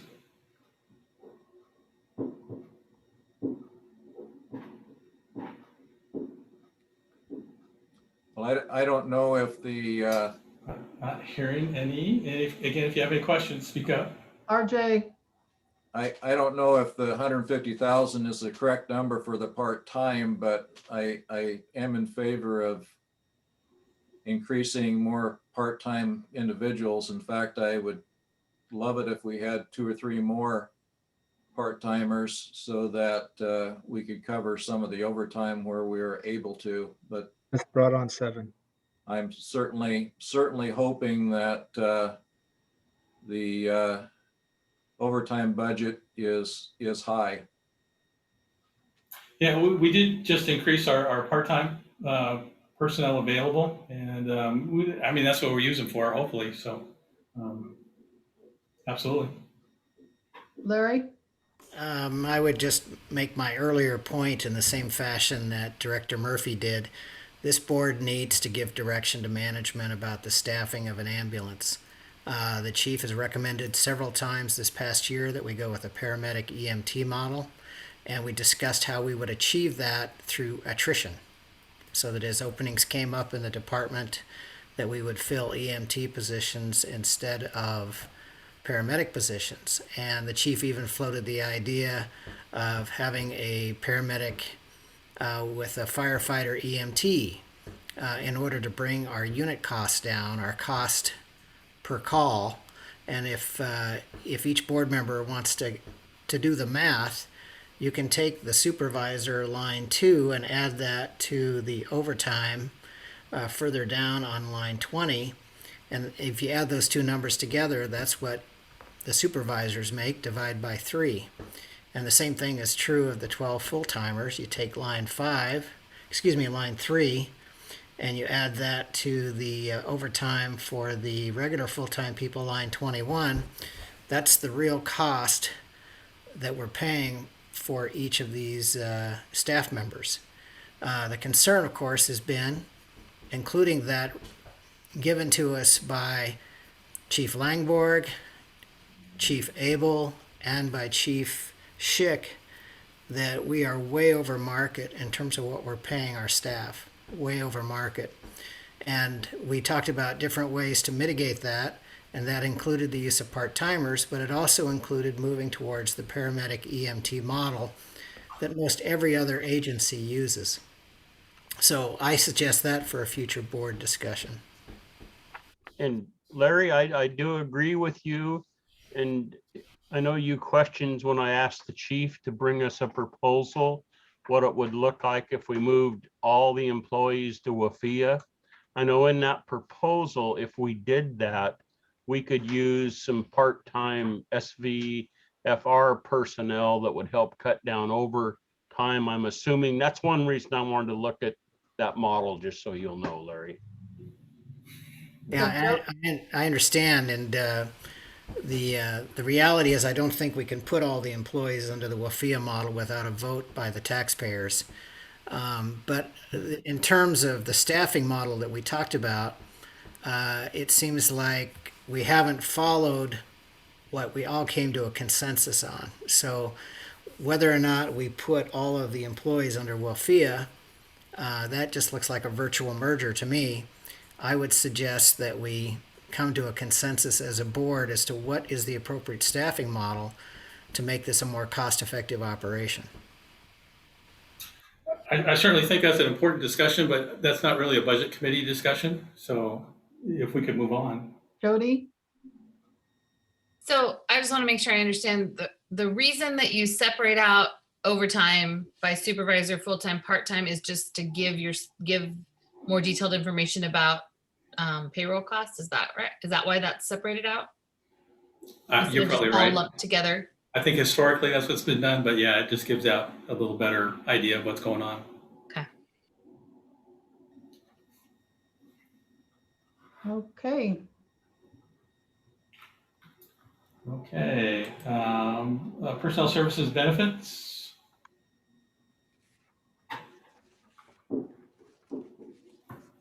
Rick? Yes, so I'm going to bare my soul here. When we look at total personnel services compared to budget, in a year that we have no cost of living adjustments and we have no increase in healthcare and a lower than expected PERS increase, we're still increasing personnel services, including benefits, by almost 6%. And I really feel strongly that we have to be below that to be sustainable with our revenue stream. So I'm going to propose, first of all, I still don't understand how payroll taxes as a percentage of payroll can vary. I think that's usually Medicare and Social Security and Medicare matches. And that's gone up from 6.9% current year, 7.8% in the budget to 9%. And I still think the compensated absences need to be absorbed up in payroll. You can break them out, but they should be taken out of another line. So my recommendation and thought would be that we reduce payroll taxes by $20,000 and move compensated absences up into payroll as a separate line item, but take that out of some other line items. And actually with that change, you come real close to about a 3% increase in personnel services year to year, which I think is sustainable with our revenue stream. But I think payroll taxes, and go ahead and chime in, Dina, this is just a simple formula. So it's not, Yeah, we're not but adding. it's a formula I used years ago. And so I think Rick is right. It probably could come down a little bit. To what?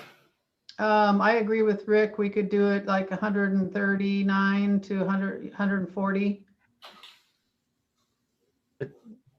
The thing I don't understand, Rick, is how can we consider the compensated absences a payroll tax? It's not a tax. It's a liability. I'm saying move it out of benefits and move it up to compensation. It's really, to me, it's compensation. It's compensated absences. I don't care where you put it. You could leave it here as 50,000, but you'd have to pull 50,000 out of payroll expense. To me, it's part of compensation. It's not part of a benefit. So you just want to move it to this page? That's what I would do. But Yeah. maybe it is a benefit and I'm just looking at it wrong. It doesn't matter to me. I think it needs to be absorbed though out of payroll. Okay, so you're okay with the 50,000, you just want it in a different location. No, I don't think that's what he's No, saying. I think we need to reduce payroll by 50,000 and create a line either in benefits if you want is fine, or up in payroll for 50,000. I think we're already paying it. It's already in our base. I'm not hearing any reason that it's not being just paid in a different line item. So you think we're showing it twice in the budget, Rick? I think we just added 50,000 of compensation that we're already accruing and expensing in payroll.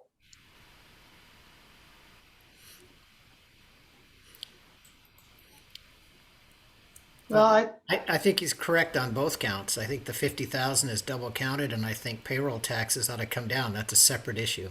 So could we say that we can reduce the payroll taxes like Dina and Rick said, move the 50,000 that we now show for compensated absences, move that to contingency?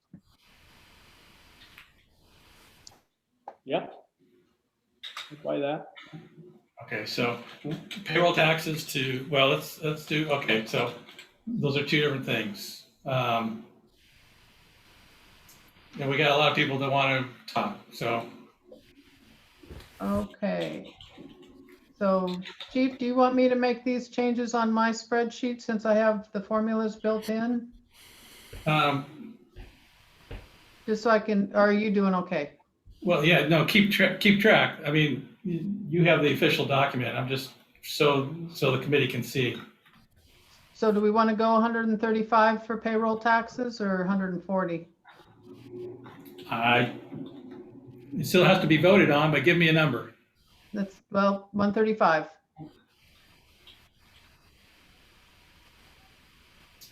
So we had several people that wanted to talk. Okay, Jody. No, I forgot what I was gonna ask. Sorry. Mike, But just curious, we're projecting an increase in patient service fees. So are we projecting that we're going to need more people working, therefore more expenses in payroll? Because I don't think we're predicting a static model there where our demand for our services is the same. I think we're Well, still we on did, an we did increase. increase the part-time. I think if we need to increase staffing, it would come through our part-time personnel. Okay. Tim,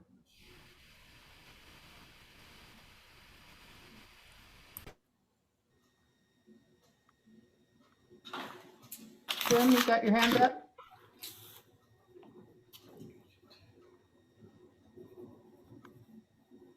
Tim's muted. Tim Salisbury. I'm sorry, I clicked it, but it didn't take. Anyway, I'd feel more comfortable with 140,000 in payroll taxes, just so you have a little bit increase from last year, because the salaries are increasing. But my main question was on the compensated absences. That is a cash out of vacations. And earlier, I think somebody said that we don't accrue the vacation as an expense as it's earned. Is that correct? In other words, every month when employees earn so many hours of vacation, do you count that out that so-and-so makes, $40 an hour and they've got, another 9.2 hours, and we multiply that out and we accrue that as an expense so that we're accruing vacation expense as it's earned, or we don't do that? Well, we have that on the balance sheet. The auditors do that for us at the end of the year. But you don't expense it each year No. as it's earned. Well, if that's the case, then I don't think that the 50,000 is double counted, because it's only being paid out when the person requests it. Is that correct?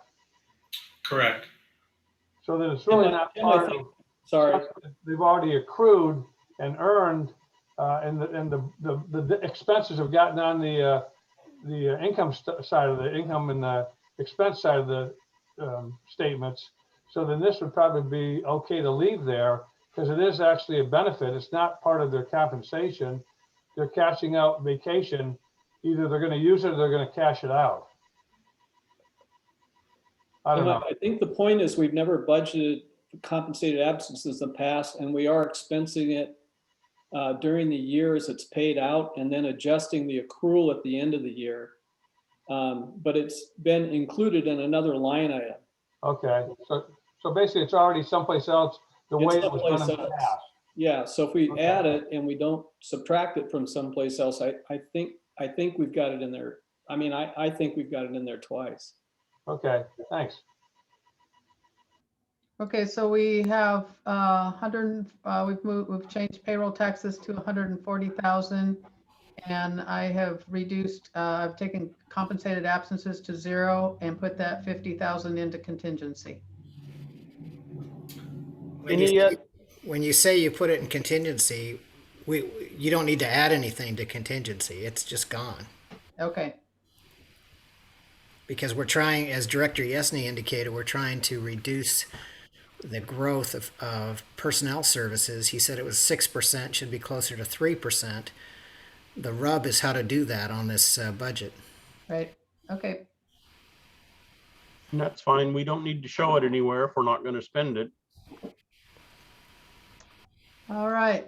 Tim, you still have your hand up. Do you have any other questions? No, I did not. Thank you. Okay. So the only change to benefits is, well, there's the two changes, taking compensated absences out and changing payroll taxes to 140. So to make it easy, if everybody agrees with that, just click on your raise your hand, please.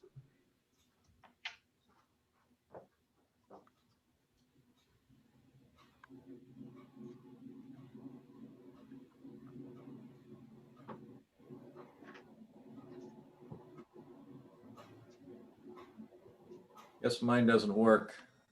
Okay, I think that's a majority, John. That would be 7. Then let's do that, people. Thank you.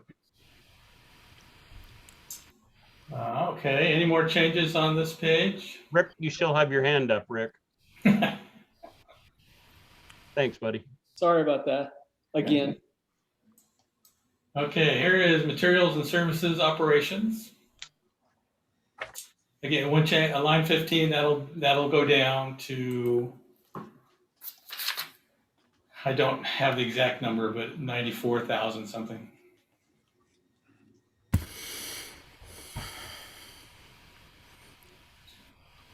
Any questions on materials and service operations? I have one. Sure. The way fuel prices are going up, should we escalate that 35,000 to maybe 45,000, Matt? I think that's safe by all means. And I was just thinking a few years back when the gas prices were around $3.50 to $4, and maybe if we can find that data as a comparable. I was going to suggest that the chief plug in his new number for PSAP 911 and increase the fuel. I like that, Larry. good idea. So that was like, I'm looking too, Chief. and increase fuel to, 45? Yeah. So the PSAP is 94,681 and 50 cents.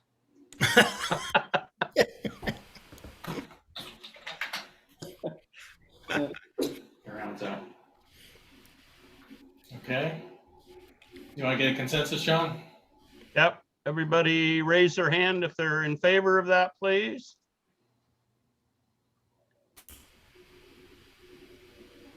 I think we're good, Chief. Okay. Materials and Services Administration. And I can bring up the WLFIA budget. I think RJ, you had a question on The I'm 100. sorry. He had a question on the 120,000 when it was 100,000 last year. What was 100,000 last year? Materials and services in WFIA. Budget. Is that correct, RJ? Yes. Okay, Well, here's the breakdown. Yeah, and also the IT expenses for IT services, line 13. Wolfia is paying for all IT services for both districts, for all three. And just a reminder, this budget committee cannot change this document. We can take a recommendation back to the WFIA board and they would change this document, RJ. You can see we've got health and wellness, uniforms, cell stipends, and computers and phones. Where was that before, Dina? We moved it to here? Well, the IT services were in the SVFR and Western Lane budgets prior to this, and we have it now. That's captured in last year's budget. No, I'm just talking about these. Oh, that used to be in personnel services. And Okay, we so moved. and there's what 13,500. So you're getting closer to that. Well, I looked at those numbers in the Western Lane and I didn't see that there was any reduction offsetting it. All I'm saying. Well, these would be costs for personnel, and so those have already been made. So I don't think that you would see in these. I mean, we've been authority employees for a couple of years now, so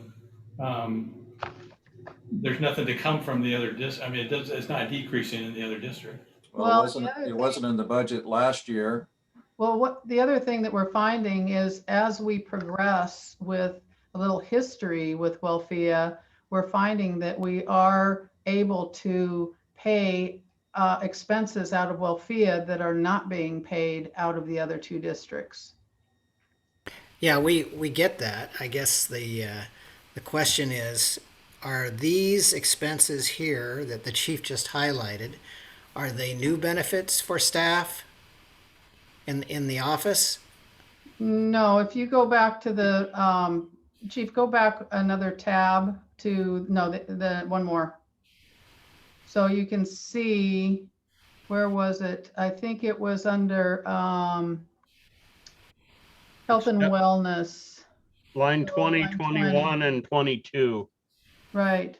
Those were budgeted in personnel services this year. We are not budgeting them for next year. We're putting them in materials and services. Got it. Okay, good. Thank you. Okay. Are we all okay with that page? Move forward, Chief. Okay. So capital outlay. Again, this is just the expenses.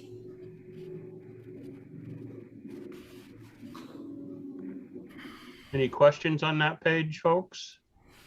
The only question I have is part of the reason for having a robust capital fund is because things crop up that you don't anticipate, like this repeater upgrade. We don't know when an ambulance will wear out. We don't know about cardiac monitors. So there's some variability here, which is why I hope that we keep a robust capital fund. Chief, will you put on the agenda for next meeting that the board discusses this capital fund and ways that we think we can maintain it, please? Sure. That okay, Larry? Sure. You got it.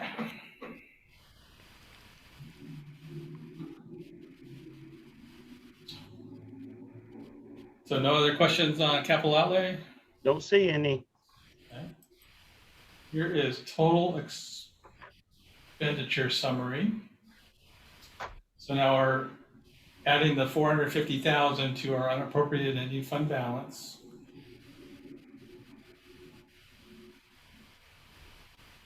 Is this where we might recommend a transfer of the 120,000 to the capital reserve? That's that highlighted box right there, Rick. Okay. Is there a recommendation or? I'll make that recommendation, at least for discussion. At the very least, like last year, I thought it should be 195,000. But at the very least, we need to be putting a contribution into that each and every year to maintain it. And yeah, if we can only do 120, then we do 120. But yeah, like I say, I think it should be even more. But Okay, we've got a couple hands up. Mike Webb. Mike. Rather than putting the 120 in there, I would suggest maybe putting a smaller amount, maybe 75, and putting 45 or 50,000 into a debt service fund, which we don't have. A debt service fund, having it available, would allow us to borrow if we need for the unexpected oopses, and 50,000 would carry quite a bit. I mean, you could buy an ambulance or two within that and service the debt over time. So that would be a way not to deplete resources, but we would have monies available to do that. Also within this area, the transfer to PERS site account portion, I'm not in favor of moving that before we understand where the levy is, but I would like to keep the money reserved for that purpose. If the levy passes, I would like to move it, but if it doesn't, we're going to need that money. Larry, what do you think of Mike's recommendation? Well, I think he's a loan officer.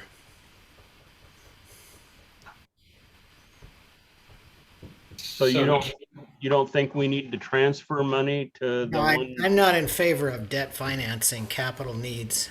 I think the model of this district has been to set aside money, as Director Yesney has suggested, so that we have the money in advance of when we need it, and we don't have to pay interest costs.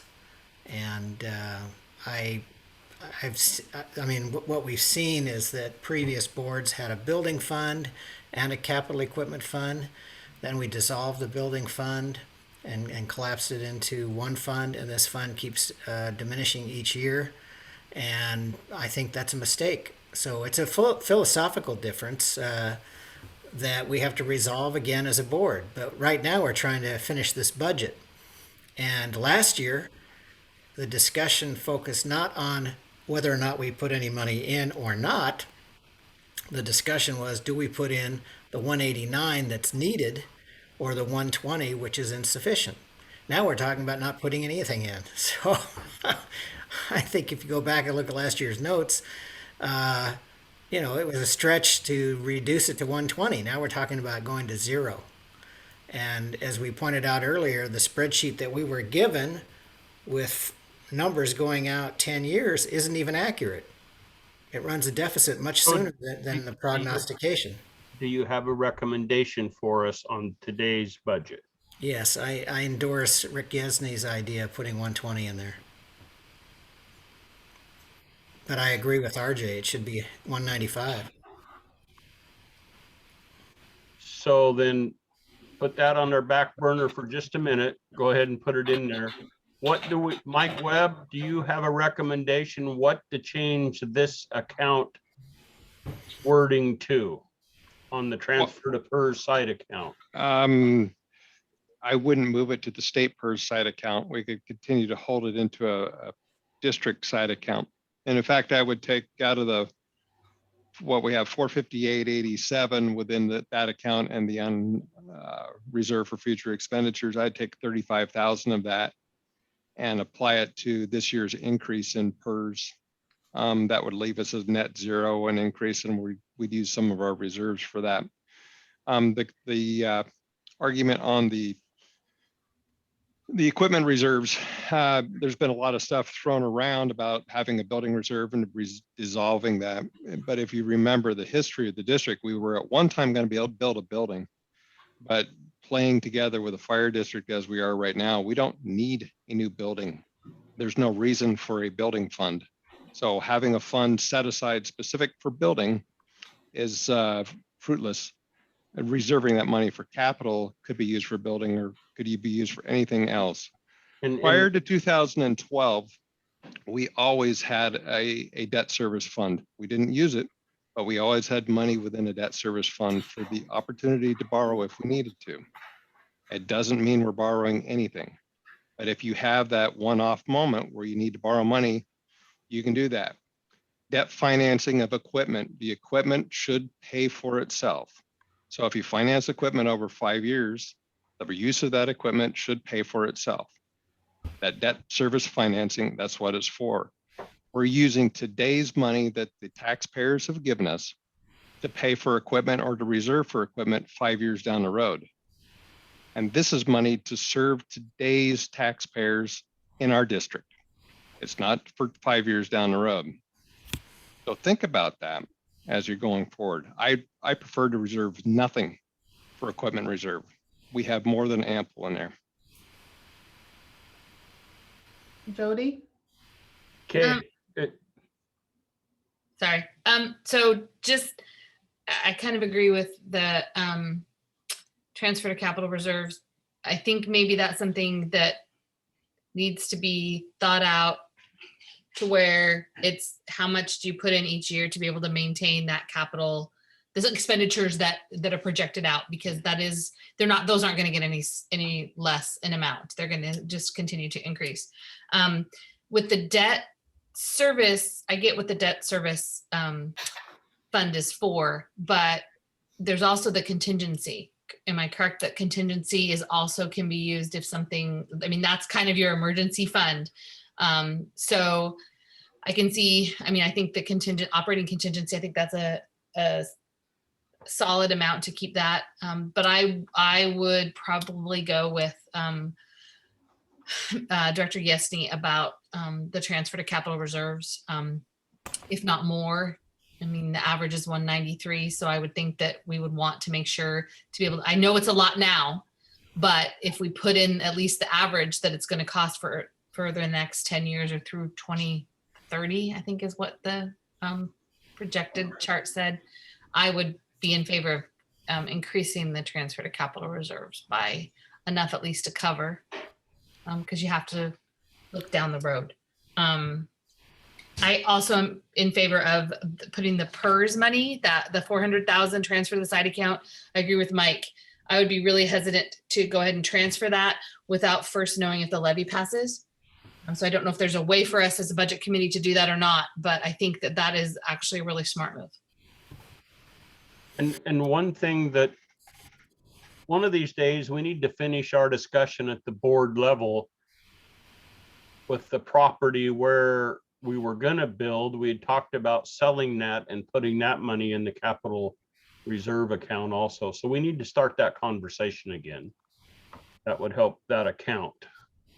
And what do we want to call this transfer to PERS side account? Do we already have a line item? Did we reserve it for something else, Dina? It was originally in line 17.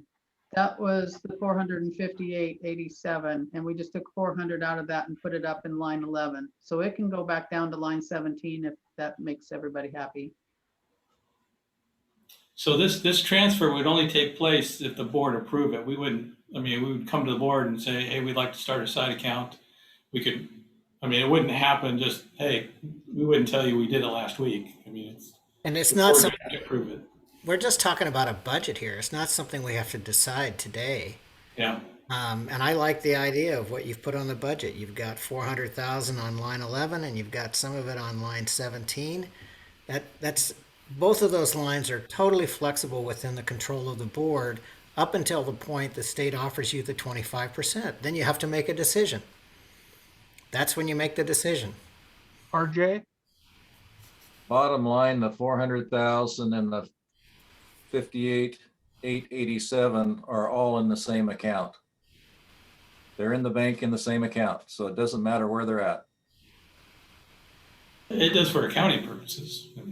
Well, they could be in the PERS reserved for future expenditures and still be transferred to a side account if the opportunity arose.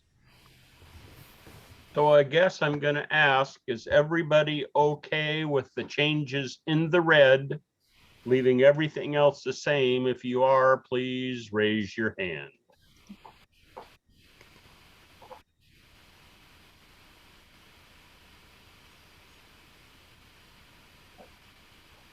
I think we're okay, Chief. Okay. So Dina, does that drop that 6944 then by 120,000? No, hold on. It does. It changes your ending fund balance down to 1898267. 1898267. Yeah. Now that's line 20. Yeah. Say again. 1898267. Does it change this line 24? No, that's fixed. Okay. Oh, that's right, because we changed it here. Okay. Okay. So, Rick? Yeah, I'm sorry. I just want to make sure that Chief and Dina are okay with the budget the way it is and $100,000 operating contingency, which is quite small. And I know I think you expressed that you're okay with that, and I'm okay with it if you're okay with it, but it's not a lot of wiggle room.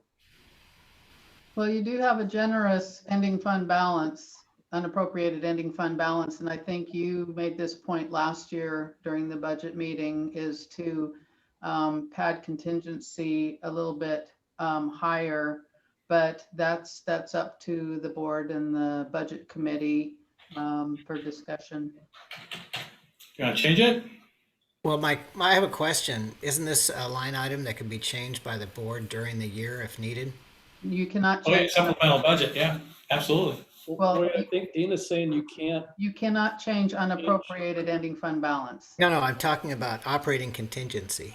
Oh, yeah. Well, Well- but aren't you just, you can't change it more than the 100,000 you have. I guess that's the point, is you can't change the budget by more than the 100,000. Yeah, they can't do it without the board approval, but the board could change it. Well, where would you get that money if you changed it? Well, that would Oh, there's be, lots of places. I mean, you would look for it. where you Yeah. had extra funds. The Okay. question is, we're giving you a budget to work within for the full year. And if you have something that comes up that's unanticipated that would blow through the operating contingency, you would come to the board and say, we need more money for X. And Exactly. the board would make a decision. So I think the 100,000 is like Director Yesney says, if you're comfortable with it, fine. If it changes during the year, you go to the board and ask for a change. Yeah, you'd have to cut somewhere else. Probably, Well, That's called budgeting. right? Right, but it seems like the unappropriated ending fund balance is, well, it's definitely higher than it was last year. So is that what you're thinking, Larry? Is that maybe that some of those additional funds or maybe it was Director Yesney, should be pushed up into operating contingency because that's a little bit more of a flexible fund? That's where it would come from today. If we changed it today, we would drop our unappropriated ending fund balance. During the year, yeah, we'd have to look elsewhere. Mm-hmm. So I think that's a distinction to make sure, that the unappropriated ending fund balance isn't something you can then dip into to add to the operating contingency. You'd have to make that change now when the budget's adopted in order to use that operating contingency and have it be a larger amount. Correct. Why don't we make the unappropriated ending fund balance 1.6 and we move the rest to contingency? So how about?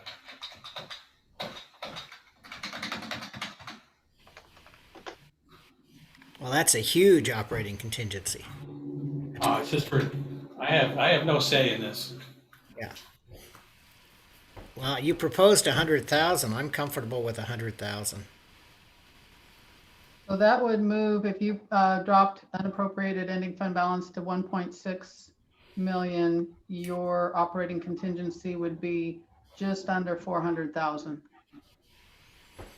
I just took 200,000 off. Well, somebody said round out unappropriated to 1.6 even. I just took 200,000. Oh, okay. It's an easier number that I can work with. All right. We have some hands up. Tim?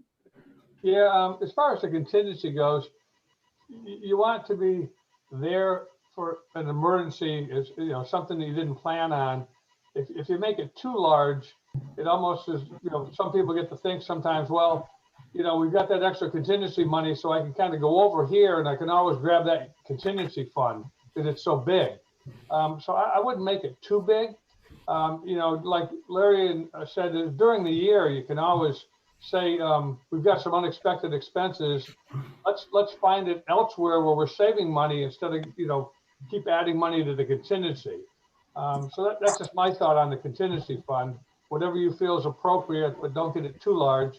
The other thing I just want to mention to what someone said, I think RJ, about the transfer of the PERS, the 400,000 is the same as the account as the 59,000. For people like me that are new to the budget process and they're only seeing it once a year, I like it split out because then you kind of remember, oh, that's what that was for. We're going to use that in case we get some matching, but if we don't get the matching, we're not using it. So for people like me that aren't on the board that sees us every month, that's somewhat helpful. So that's all I got. Thanks. So what is everybody's wishes for contingency? So I just put 200 for sake of argument, and then that would raise unappropriated to 1.8.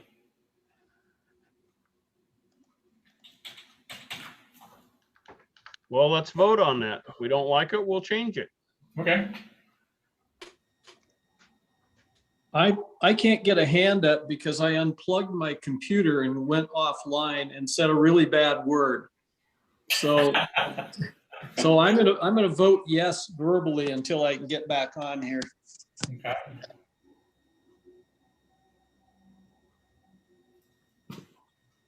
So we got 6 yeses, it looks like. That's a quorum. 7. 7 now. Okay. Okay. Okay. Capital Reserve Fund, then that'll change that to 120,000, and that would change that number.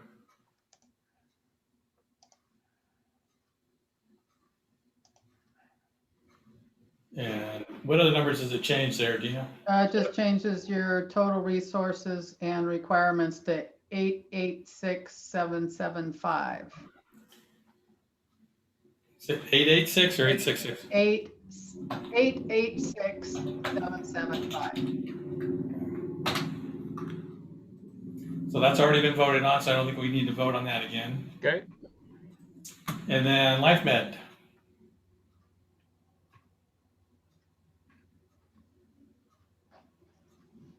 Any questions on Life Med?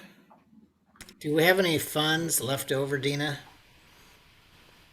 Or did you, you remember we didn't transfer for several years. Do we have anything left to transfer? Well, yeah, we didn't transfer for, I mean, if you look at the budget, the first column, that was a makeup year where we budgeted for the year that didn't get transferred. Mhm. So we've been hovering right around the 150, 160.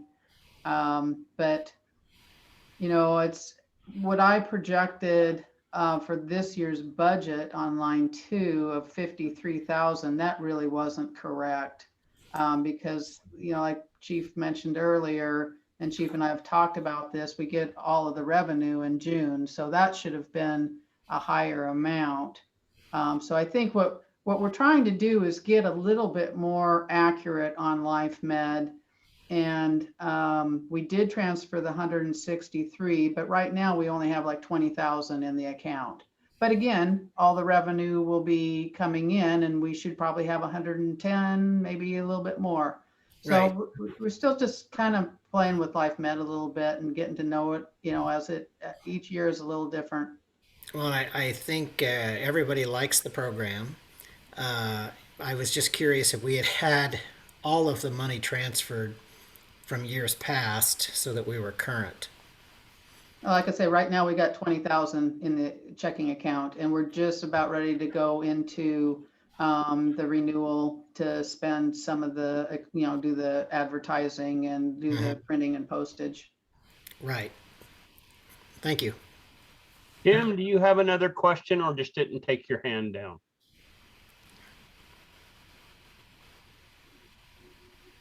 Thanks. Chief, would you bring up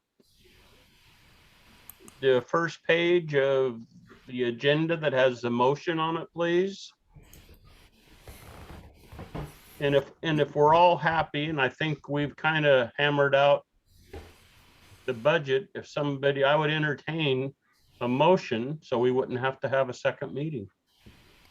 This is Jody, and I move to approve the proposed budget for the 21-22 fiscal year in the amount of Dina? $6,944,751. There you go. Have a motion. Do I have a second? I would second it. Do we have a roll call vote, Holly, on the first motion, please? Director Murphy, Yes. Director Russell, Yes. Director Webb, Yes. Director Yesney, Yes. Director Farnsworth. No. Okay. Budget Committee members, Jody O'Mara, Yes. RJ Pilcher, No. Joel Marks, Tim Salisbury, Yes. Vanessa Buss. Yes. I've got 7-2, so motion passes. And I would entertain a motion on the second item there, please. Well, this is Rick. I'll make a motion to approve the permanent tax rate of 0.3196 cents per 1,000 of assessed value and the local option levy tax rate of 45 cents per 1,000 of assessed value. Second. Have a first and a second. Any discussion? Holly, could we have a roll call vote, please? Director Murphy, Yes. Director Russell, Yes. Director Webb, Yes. Director Yesney, Yes. Director Farnsworth, No. Jody O'Mara, Yes. RJ Pilcher, No. Joel Marks, Tim Salisbury, Yes. Vanessa Bus. Yes. So I have 7-2, so the motion passes. Okay, I'll turn it back to the chief or anybody else that wants to talk before we adjourn.